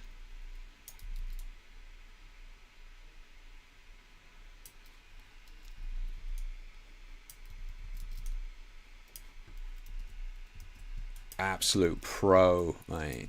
Look at this. That's actually, it's not bad, you know. It's not bad. Like, we haven't got loads of, you know, Hong Kong city at night in the rain or anything to really push the bokeh, but you know, it's like it's definitely. I mean, it's worth being aware of, right? It's worth being aware of, you know. Okay, interesting. Yeah, cool. Okay, fair play to them. Yeah. I'm not sure that helped Vlad in any way, but other than the fact that, yeah, I think if I was in your shoes, I would be torn between, oh my god, this looks cool, but it's not what I set out to. Was not what I set out to achieve, and I would have this kind of dissonance struggle mentally with it. So yeah, I'm curious about the aberrations in the shot. Oh, this is yeah, okay, yeah. You have my presets. Use the intensity. My grain. That's true. Yeah, I don't know if the presets in camera raw. Could be. I haven't checked actually. Thanks for sharing that one, mate. Got Ronald here, first time posting. Welcome, Ronald. Welcome. Sony something. 70mm, 125th, 2.8 ISO 400. Rotolight Neo 3 Pro for the backlight, so I presume it's the blue here, and some cheap LED light I had lying around for the front. Just starting out portrait photography, I was trying to get the blue light to fill the shadow with the Zive. Felt like it gave more interest. This is good, Ronald. This is really nice. Yeah, it's really good. And it's one of those rare occasions where we can use a light down below, right? Having this sort of spooky light is really cool. Yeah. And let's have a look. Let's bring us in a second. So what I'm kind of looking at here is I feel like this is more dominant than this visually, right? When I first look at this image, I'm drawn to like kind of this highlight here. So I'm just gonna bring it into Photoshop and see if I can punch this up just a tiny bit. Just see if we can kind of change the perspective, or visually we can change what it's looking like. I think I'm just gonna make that as my screensaver, mate. That's it. Next stream, you'll see it. I'll do it. So what we got here? Okay, so like here, for example, we can come in. This is a selective color, so we can come in and like just brighten it up, something like that. So we got a bit pale there, so take out some of that cyan. Ooh, that's looking good. Bring in a little bit of magenta, maybe touch of yellow. So immediately you can see, right, that's come to the forefront. That's kind of popping out more than the blue was. I mean, and we can kind of counter that as well here. We can kind of knock that back as well. So we can kind of take that back. So that kind of goes even further back. Maybe do the same with the blues. Probably don't have to do too much.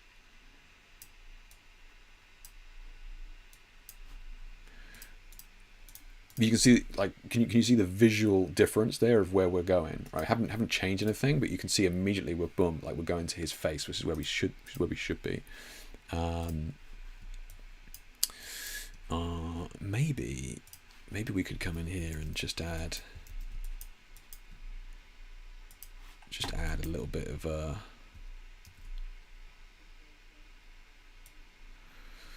highlight down here.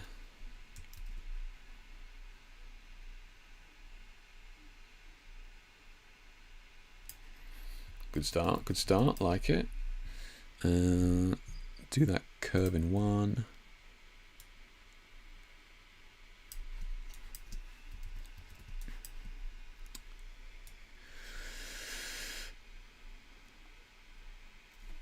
I'll come over there, right, let's link that up.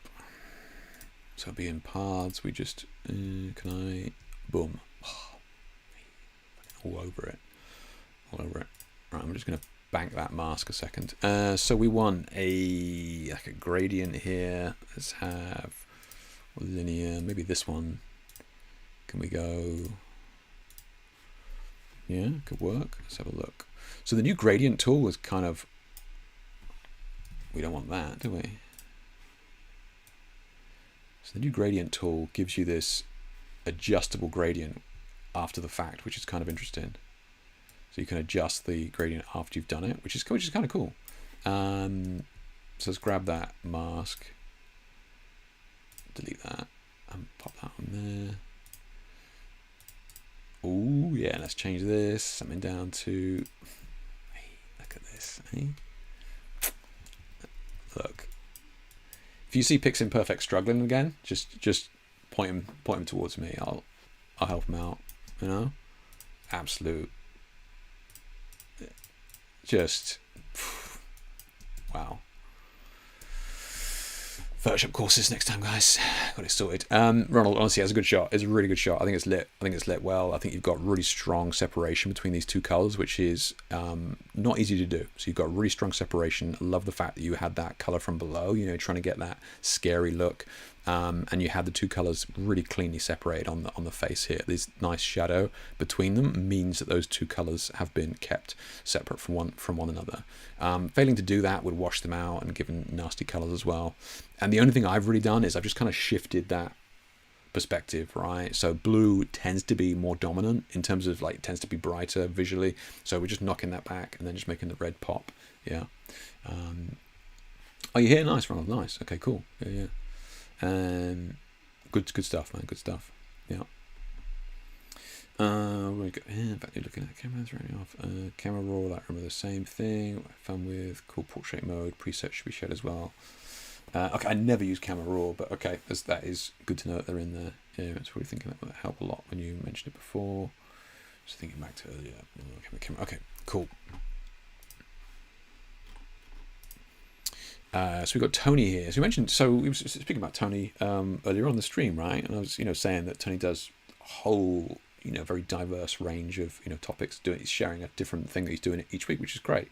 Just dipping his toes into all these different aspects of what we do. First time shooting in a bar, did not make the most of this, but hope to do this again soon. This was lit with a softbox at the front, had an orange umbrella behind the bar, so we can see the nice orange here. Okay, let's just bring this in a second. Let's have a kind of a thing, because we kind of got a similar thing going on here, but this time around it like here, like the chest is bright but the face isn't, right? So it's kind of what I was saying to Ronald a minute ago about we want to be really careful of where we're putting our subject and that sort of thing. Putting our subject in terms of lighting, right? Where we want our viewer looking. I was just thinking about we could kind of try this again with the depth mapping, whatever it is, thing for a bit of fun. Let's have a look. Lens blur, apply, early access. So that at the moment is, I presume, working out where this subject is, which it has done. It creates this weird depth map. Okay. So it has, see, it's worked out that's a mirror though. It has worked out that, or a window, I suppose. I suppose it's thinking it's a window maybe, but it has worked out that's further away. Okay. Yeah, interesting. Okay. Got the blur amount here. Ooh, yeah. Bubble bokeh. Love it. Okay. That's cool.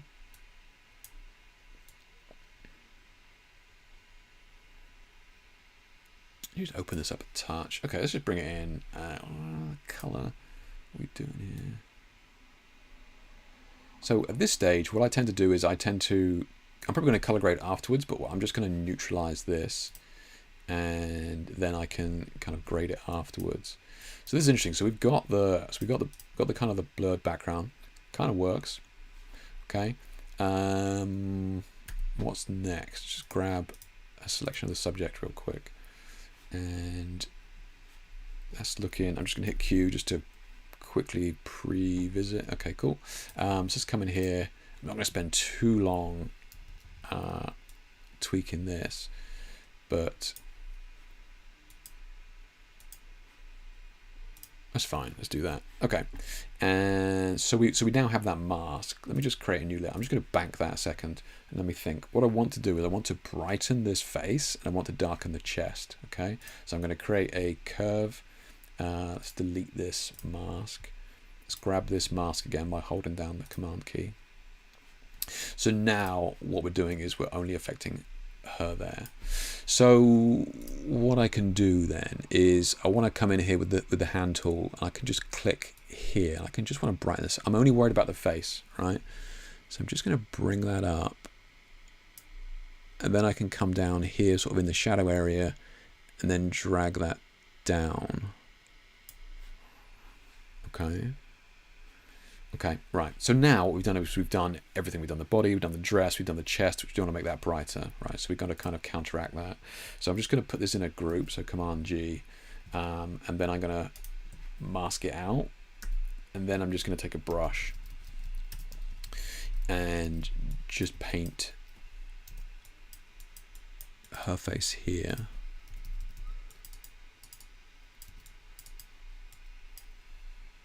So what we've done now, and because we've got this mask and then this mask, I'm not worried about going over like the face exactly, because we've already got that mask that's keeping the background separate. Do we need to darken down the chest? Let's just do it anyway. So let's do this. We can grab this mask again. Let's just delete this one. So again, we've got her. So now we want this. So let's come in here and just darken it down here. And then just even it out a tiny bit, right? I think that's too much.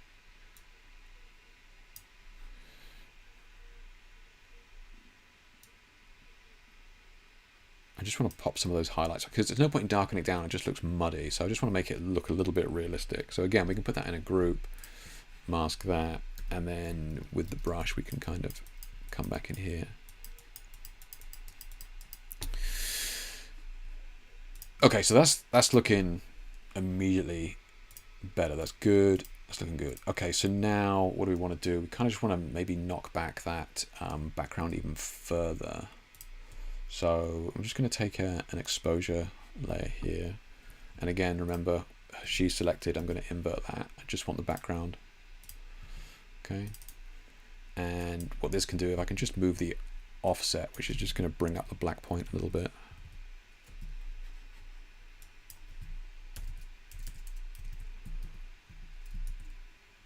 Maybe darken that down.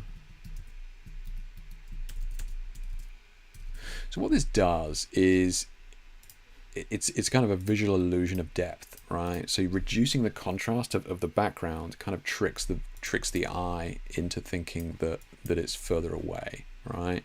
You know, you don't want to go too far. You maybe knock it back a little bit, but that works. Okay, and then I'm just going to put another layer on top of everything. So this is not masked, and again, this is just going to help for when I color grade it in a second. It's looking okay. Now we can come in with like our final color grade here. Yeah. I don't think we need to do too much. Warming it up is nice though.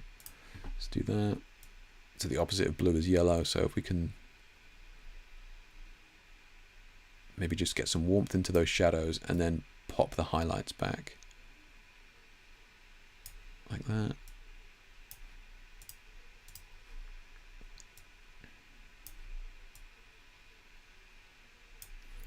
And then again, okay. I mean, that's, you know, that's looking good. And I mean, you can take it as far as you want, really. You know, in terms of a color grade, if you wanted to.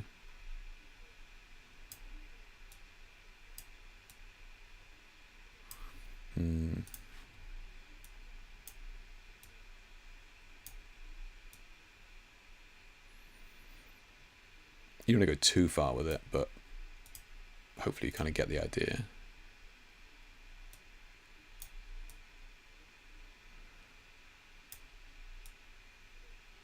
That's nice.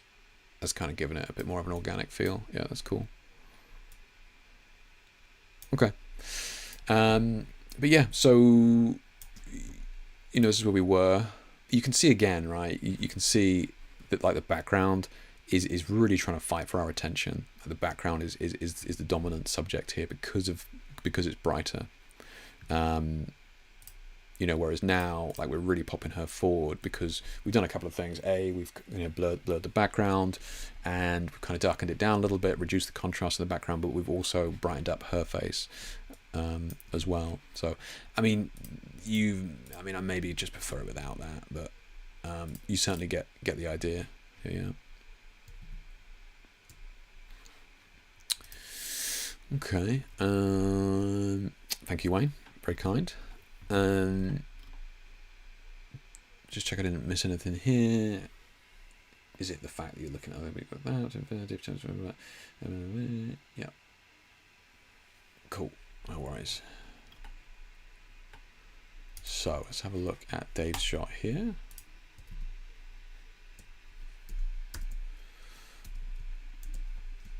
I don't need to look at anything here. I just want to look at this. I just want to look at this. What we've got going on here. I don't think we need to do too much with this tool, Dave. I'm just always, when we have so many.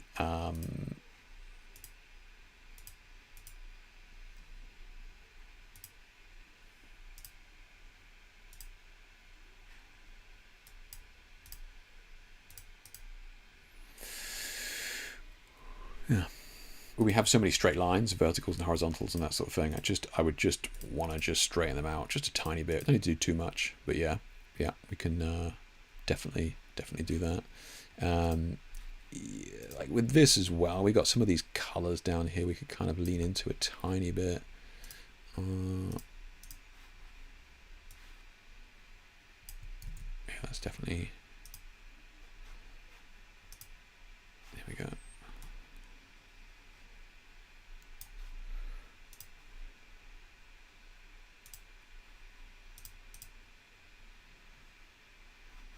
Some of the orange on that side, maybe.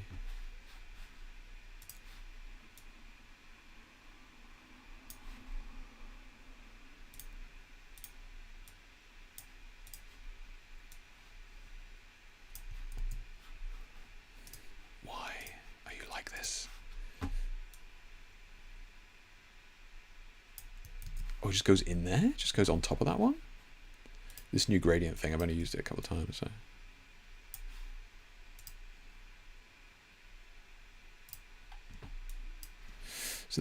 So with this here, like, can I?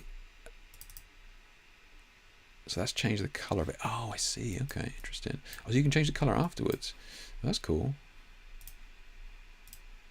Interesting. That is kind of cool. Okay, so you can see it then in real time then of how it's working. Oh, okay. That's useful. So that could help to it helped just to open up those like real heavy areas a little bit. Yeah. Okay. That's cool because we still got the orange with the shoes and the pumpkin stuff. Okay. And then we just crop in a little bit on that and good to go, I think.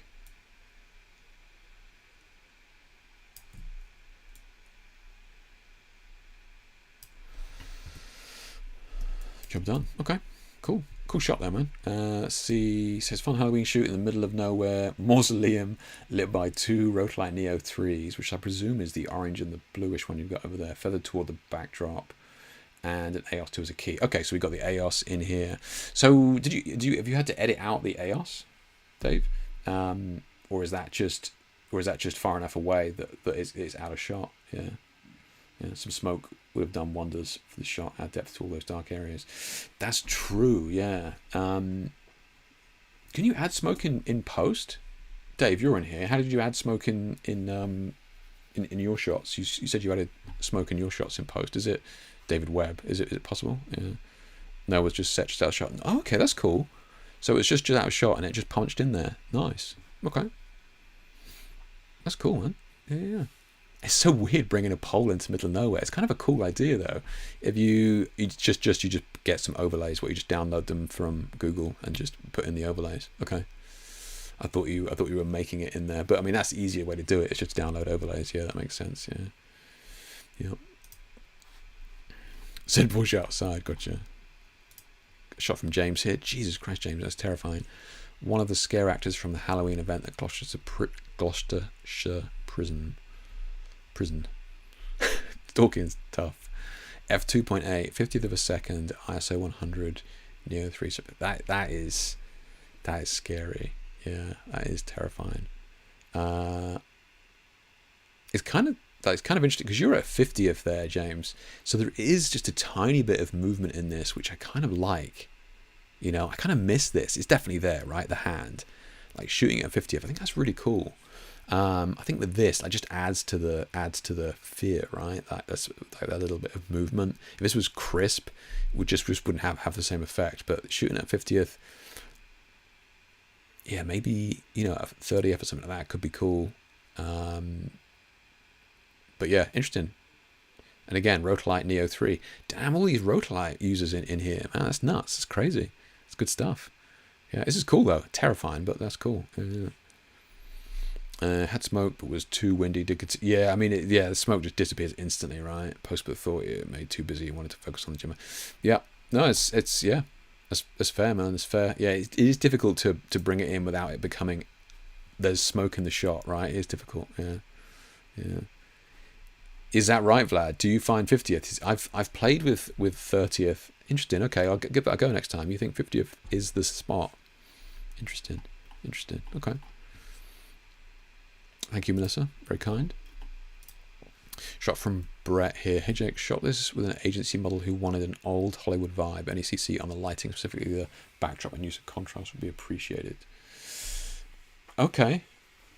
I like where you're going with this. Yeah, and I think it's cool that we've got that checkerboard lighting, right? Or the Chirascawa, we want to call it. We have this white, dark, white, dark. So I think the theory is strong there, man. Yeah, I like the idea. So is this cut out, Brett? So I suppose it's just about trying to nail that, how to do that in camera, right? So it feels clean, because the hair feels like a little bit cut out here, and I mean, you could micromanage it here a little bit and that sort of thing. But I really like the idea. This I especially like, this kind of highlight on this side coming in. I think is really nice. I think that just subtle effect just helps to separate him from this black here, and I think that makes it. Now, you could be about to tell me that this is completely fake background and you just added that grad in post, but it looks like you got crap and stuff on the background there, so maybe it is just something that you've just tweaked on this side to darken it down, maybe. But I think the idea is super strong. Just tighten up the execution a tiny bit, but otherwise, I think it's really strong. You gotta be careful with these landscape shots with actors. They only want, just for your reference, and this was years ago, so maybe it's completely changed. But in my experience, it's just 10:8 is the 10:8 portrait is the only crop that they entertained. So it just might be worth checking that just in case. But that was the industry standard and has been for as long as I can remember. But yeah, I think it's really cool though. It's really cool. Finding I'm using the rotor lights a lot more now that I have a selection, unless I'm shooting in sunlight where I still need the extra flashback. Yes, fair, yeah. I got mine after seeing your advertisement. I don't want to take all the credit, Reynolds, but yeah, that's great, man. Nice. What, did you see an advert on Instagram or something like that? The pole I use is completely portable, heavy as hell. I bet, man. But I've set it up in the woods, studios, rivers. I think it's really cool. I think it's a really cool idea, Dave, because it's that, it's contrary to what you'd think, right? It's that, visual dissonance of having this pole that you always associate being inside and then having it outside. I think it's a really cool idea, and I think over time I think you'd have a real cool body of work with that. I think it could be fun. Yeah, it's good, great idea. I'll say 150 is a spark because obsession with cinematic stuff. They do double frame rate, cinematic. Gotcha. Yeah, interesting. But that movement that we had in that last one at 50th was bang on. Yeah. I was running a photo booth for the general public at the event with an EOS 2. The Neo is just so handy for carrying around. Oh, okay, cool. I think there is something like a 180 degree shutter rule in cinema. What does that mean? 180 degree shutter rule. Haven't heard of that. Yeah. So yeah, Brett. Just lastly, I think the idea is super strong. I think it's just about tightening up just a tiny bit in the execution. Love this. Just a little bit of a kick of highlight here. Like I think it would have been. I think this image would have been a total bust without that. I really do think this is absolutely fundamental. So just having this little kick here is perfect. You know, you just see it here as well. It's really nice. Just leads into that really nicely. I just think just tighten up the execution here a little bit on this side with whatever's going on here, but otherwise I think it's really cool. Yeah.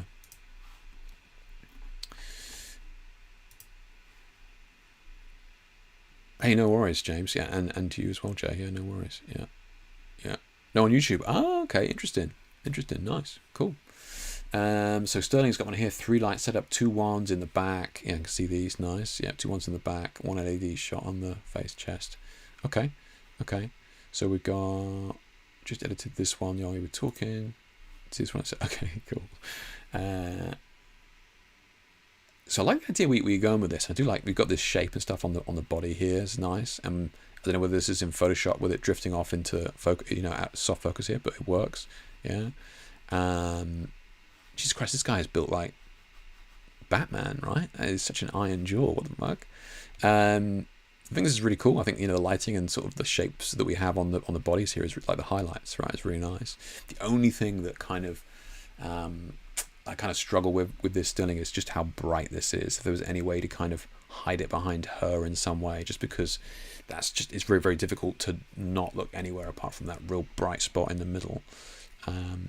But other than that, I mean, maybe just try and hide it behind her there or something, or even just out of shot here. If it was far enough back, if you put it further back and then just had it there, you would probably still get a nice light here, which could be cool, and it would probably still do the effect that you wanted here.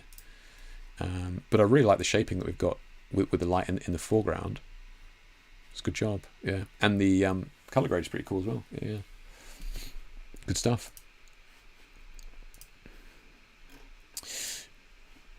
Shot from Kevin here. A little steampunk style session in the studio this week. Okay, nice, Kevin. Nice. It's good. It's good having a story, right? A theme to work with, something to get your teeth into in regards of. Okay, this is my focus. This is the kind of vibe that I want to go for. So I think it's good to have like a theme or story behind it. So this is good as well. I love this color here, and I love this soft, real subtle, pastel-y sort of pinky purple here. The only kind of concern I have here is this key light is very, very bright. So I would argue that is potentially, one stop, if not more, overexposed. And we can kind of see the hands and stuff bleaching out here as well. So you're kind of caught between a rock and a hard place with this, because you may be thinking, well, I want to move that further away so that I can have more of an even lighting on the hand and the face, which moving it further away will increase the inverse square law, i.e. drop off. So it'll be more similar. Bringing it in closer is going to mean this is going to be more exposed or overexposed. But when you start bringing that further away, you've got to turn the power up, and then the light starts spreading around and ruining the purple. So I understand you're kind of caught between this rock and a hard place here, but I still think we could have turned that down here and still have the same shape and dimension on the face. Just watch that exposure on the skin on this one. Like I said, I'd say that's probably maybe a stopover. So just keep an eye on that.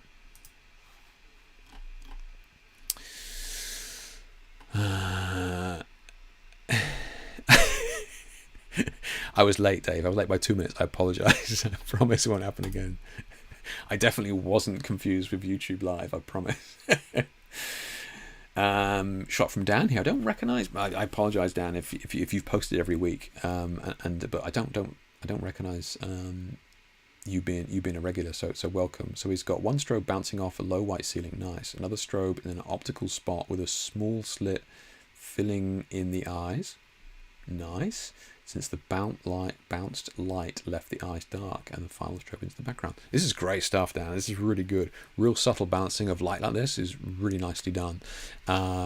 Really nice drop off here. Like you said, if you're doing that light from above, you got real light absorbing fabric here, and so you've done well to kind of light that, but also the problem that you had then was that the eyes were dark, so you've really just picked those out. Done a great job of that. I mean, and this kind of lighting on the nose and the cheeks here with the highlights, really good. and the background works well as well. Just with shots like this, with any kind of portrait or anything like that, which is super symmetrical, just think about where the center is, right? So here, for example, when we've got this portrait that is like boom, like staring down the barrel of the lens, we kind of want to be, bringing that just straight into the middle like that, just to really just dial in that, that straight down the lens, right, rather than just being off to one side. So just briefly, just knock that in. Like you don't have to do, that's it. You don't have to do too much at all, but you just lock in that into the center like that. You don't always have to have something in the center, but when you're looking straight down the lens like this, definitely can help.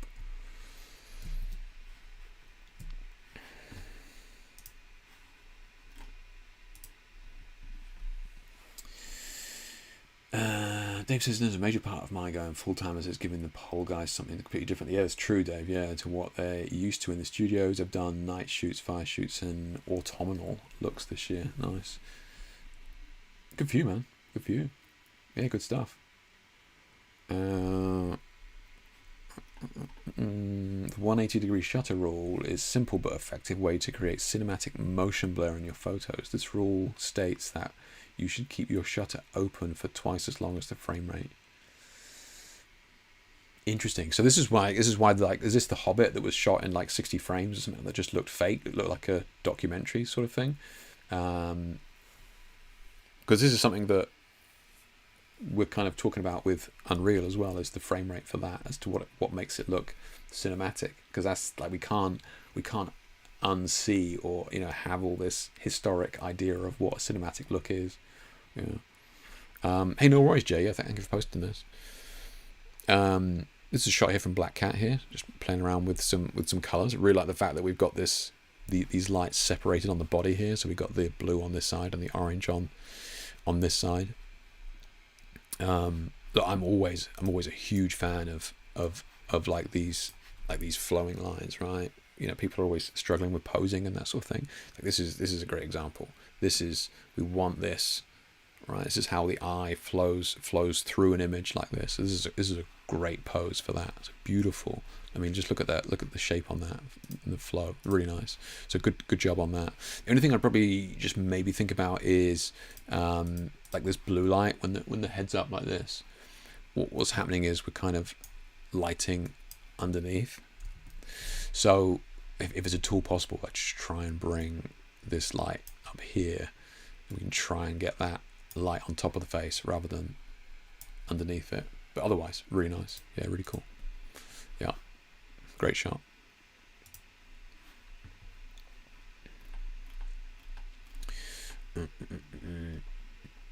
Okay, so we go on to Dave's now, and then Anubis. Mate, we got the big boys at the end here, heavy hitters. Got the Titans coming in at the end. Let's have a look. David said, figured I'd share something I shot for Halloween before you give me raspberry fan of the chair. Nice. Hey, see, you're on it, Dave. I like it. This is for the story for the series. A photo of Bad Witch captured, banished by local villagers for bewitching the men. I respect it, mate. One light, camera right, 36-inch diffused umbrella, sun coming through what's left of a window. So this is outside though, right, Dave? Yeah. So there's what's this window you're talking about? I didn't have a portable smoke machine, so the haze and light rays were added in post. This is cool though. This is cool. Yeah, really nice. Really nice. This is good. And now that I know the story, it makes a lot more sense, David. Yeah. It was outside. Okay, cool. Right.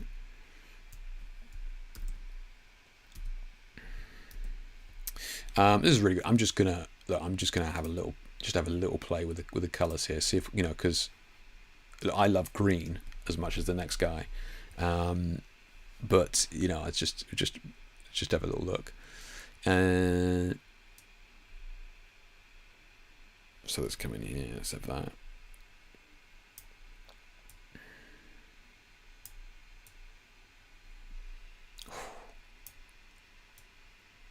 Hey, hey, look at this. Mate, it's a gift. I don't wanna, as I, I'm only teasing. That does look. I actually really like that a lot. I mean, we can dial in the green a little bit, but let's have a look. You know, if we want to take out some of the warmth and just make that.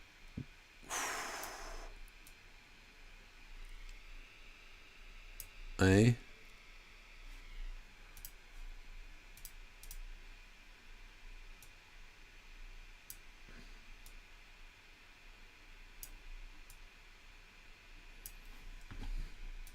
That's not bad, mate. Look at that, eh? I know I've taken away your original vision there, but just playing around with these greens, it's kind of cool, but look, you know, color grading is just as subjective as it gets. There is no right or wrong. Just looking at you know, ways that I would have gone. That's all. And you know, daylight just gives us so much data to work with in the colors, which is or outside. You just got so much going on here. We've just got tons to play with, right? But yeah,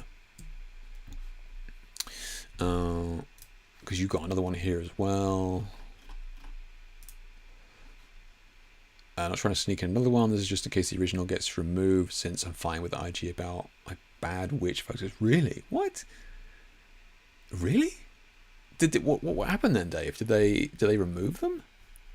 Because what you used the words bound, or is it the fact that she's bound that's the issue? One light, 36-inch diffused umbrella, camera left, Cine Bloom, nice. Ignore this as my original submission goes through. Yeah, I take them all down. Really, Dave? What, that one that you just showed me? That one then?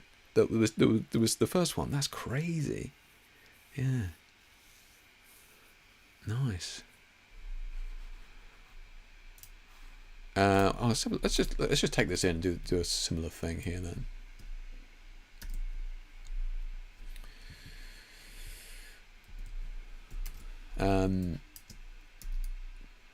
So you guys as well, remember that if you're working on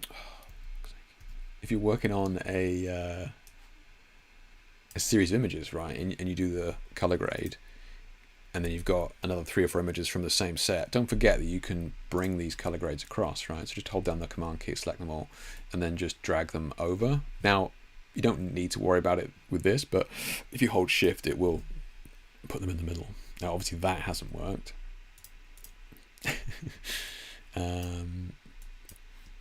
Let's have a look. What else can we? What about those cinematic color grades that I gave you? I gave everybody a while ago. Do they work? Oh, that's kind of autumnal. We can kind of work with that. Okay, so we've got the red here. Let's take that down a little bit.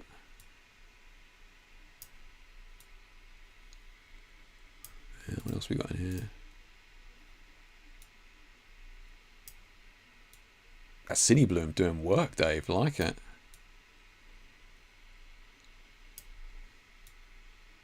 That's kind of cool. That's kind of nice. Just tying in those colours, the autumnal tones. That's actually pretty good, right? So if you missed it, this is the green settings. There won't be anything in the blue. And then in the red is those settings. But it's great for outdoor shots with greenery, in my opinion, just because it just takes away some of that. Some of that green. That's nice. Yeah, that's good. That's good. Not bad, not bad. Right. Last but not least, let's have a look at Anubis shots here. What we got? So Anubis says Canon RP 35mm 80th f4 ISO 400. Okay. Anubis, you're really risking it at f4 there, mate. Aren't you normally shooting at f16 and stuff? Lamps, nan lights for bros.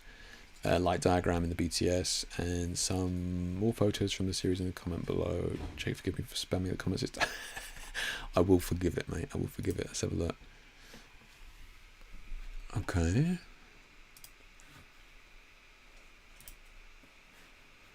Oh, this is nice. So, what's this? Is that the lens that's creating this kind of swirled effect here, Anubis? This is cool. That's scary, man. That's scary. This is good. Yeah, this is a good one. Yeah, that definitely feels legit, man. That's good. And we got a little video.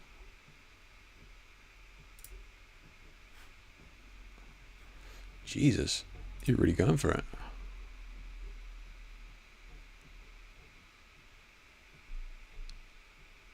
Look at that guy getting in the middle. What? Who is that guy?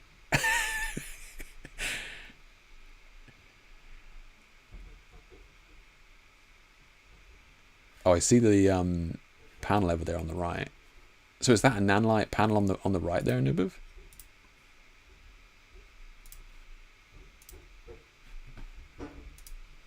This thing? What's that there? You got as a cool car. You got lights inside. You got the flames as well. That's nuts. Jeez, this is a busy night. Driving along with the LEDs in there.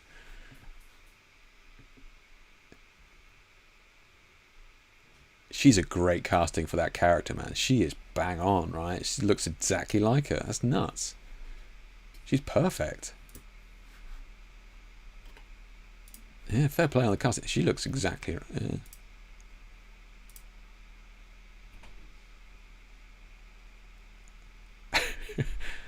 I mean, he's getting into character as well. Fair play to him. Yeah.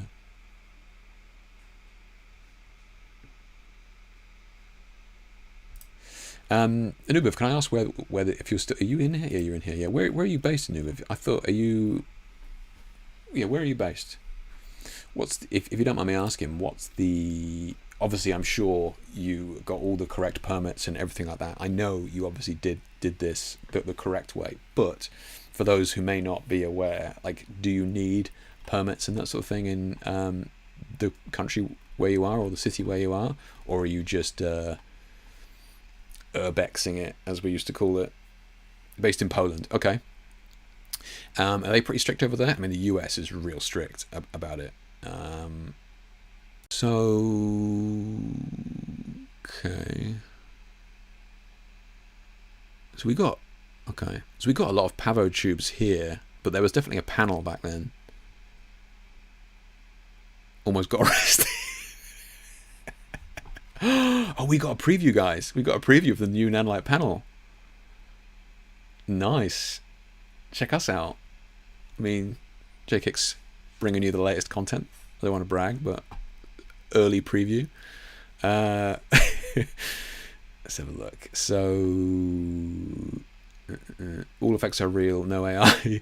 Thank you. Always got rifted. Sterling, are you watching a delayed version of this stream, Sterling?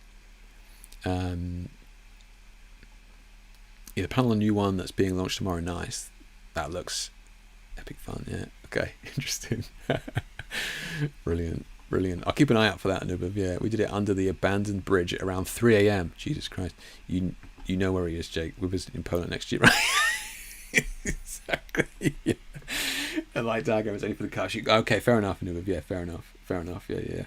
It does. That's a great shoot, man. Yeah, awesome shoot. Thank you for sharing it here first. A sneak preview of the latest LED products on this Roguelite sponsored channel. I appreciate it. It's good stuff there, man. It's good stuff. Yeah, like she's fantastic. She's absolutely great casting. She's absolutely nailed that, and he really got into it as well. Good stuff. Yeah, loads of colors, and yeah, that's cool. Like, this kind of swirly effect is nuts. Yeah, that's crazy. Yeah, really good, good stuff. I love this one though. I think this is kind of my favorite. It just feels like the creepiest. He just feels like legit terrifying. But yeah, and the videos as well. Short sequence. What's this then?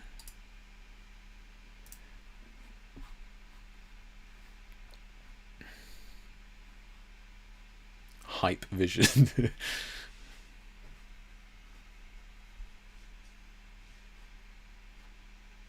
Okay. Oh, you shot the film as well. Like, she is freakily good, right?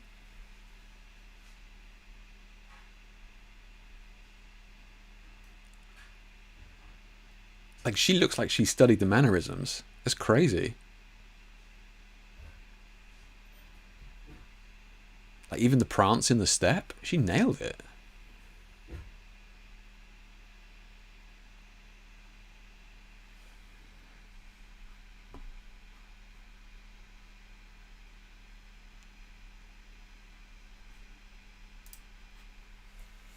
Good stuff, man. Good stuff. Right.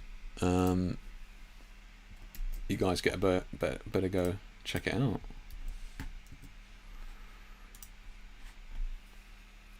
How long is this video? Look at all this. Look at all this work. I can't fast forward it. I want to see if there's colours at the end. 3 minutes. I'll have to watch it another time. I want to see the colours at the end because I can't fast forward it, can I? Unless it's on your reels. Is it in reels? I thought you could fast forward in reels. I thought it was like a thing down here. Oh well. Yeah, check it out, guys. Check it out. Yeah, and I will look at that later because I get the feeling that gets pretty cool towards the end. So I'll have to check that out. But yeah, great stuff, man. Really good stuff, and great to see you coming up with an idea and a project and like a story, and then getting it all in place because you got to organise. I mean, it looked like you probably had 10 people there at the end, right? With everybody involved. You got all these. You got fire performers, directors, all that sort of stuff. You got makeup, photographer. Models and that. I mean, tons of people there organising all that. Really good. Yeah, great job, man. 3 a.m. in Poland is popping off, mate. It's like good stuff, man. Good stuff. Thank you for sharing that. I think only on mobile app you can forward. I was thinking that, and yeah, I thought that's what it is. It's so weird that they limit the amount that you can do. Yeah, it is weird that they limit that. Let's have a look. Check out any questions in here. The swirly effect almost looks like something from vintage wrestling. Steve, it doesn't it, right? It does look like that. Swirly bokeh. If it's the character, like exactly 3 minutes, lots of colours. I think on your mobile fast forward, yeah, big team project. In video, the desaturated colours look great, but the photos you need saturation. Nice. So I think it kind of works, right? Because at the start you got those desaturated sort of green shadows and that sort of stuff, and I presume once we get into the end of this with the colors, it'll just start to really jump off, right? Yeah. That's a cool shot. Yeah. So I'll just have that playing in the background whilst we kind of close this out because incredible set of images again tonight, guys. Thank you for everybody who shared those. Beautiful selection. Good range as well. Even a black and white shot in there as well, and because we know Jay, we allow it, but under sufferance. But yeah, no, great selection of images. Thank you so much for sharing those. A good kind of topic, in my opinion, tonight with regards to virtual production. I think it's interesting. I think there's tons that can be done with it. I'm kind of playing with my own version of virtual production, which you kind of see, and the back here, because this is, like my images, like here and stuff. That unsurprisingly was not shot in downtown LA. So, I've kind of been playing with something similar myself. I do think there is a huge amount of scope with that sort of tech that we can use, and then Metahumans, Unreal Engine, and using colors in that as well, like being open to the idea. That's a beautiful shot. Being open to the idea of having your knowledge, your lighting knowledge being used in other aspects, because now the tech has got so powerful now, and it's rendering lighting in such an accurate way that your knowledge and your skills that you're learning in the real world can and definitely should be introduced and used in the digital world. So I think it'll be fun. I think it'll be fun. Interesting times ahead. Thank you for that as well, Anubhav. Absolutely brilliant project. Thank you for sharing that. It's all good.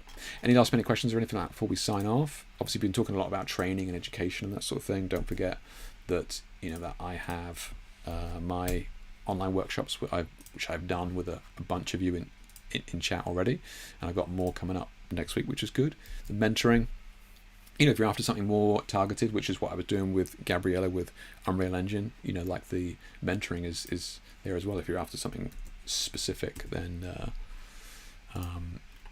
that option is available as well. I think that's it then, guys. It's been an absolute pleasure. Great chat tonight. Fingers crossed Gabriella doesn't make us delete this live stream, but if it does, no worries.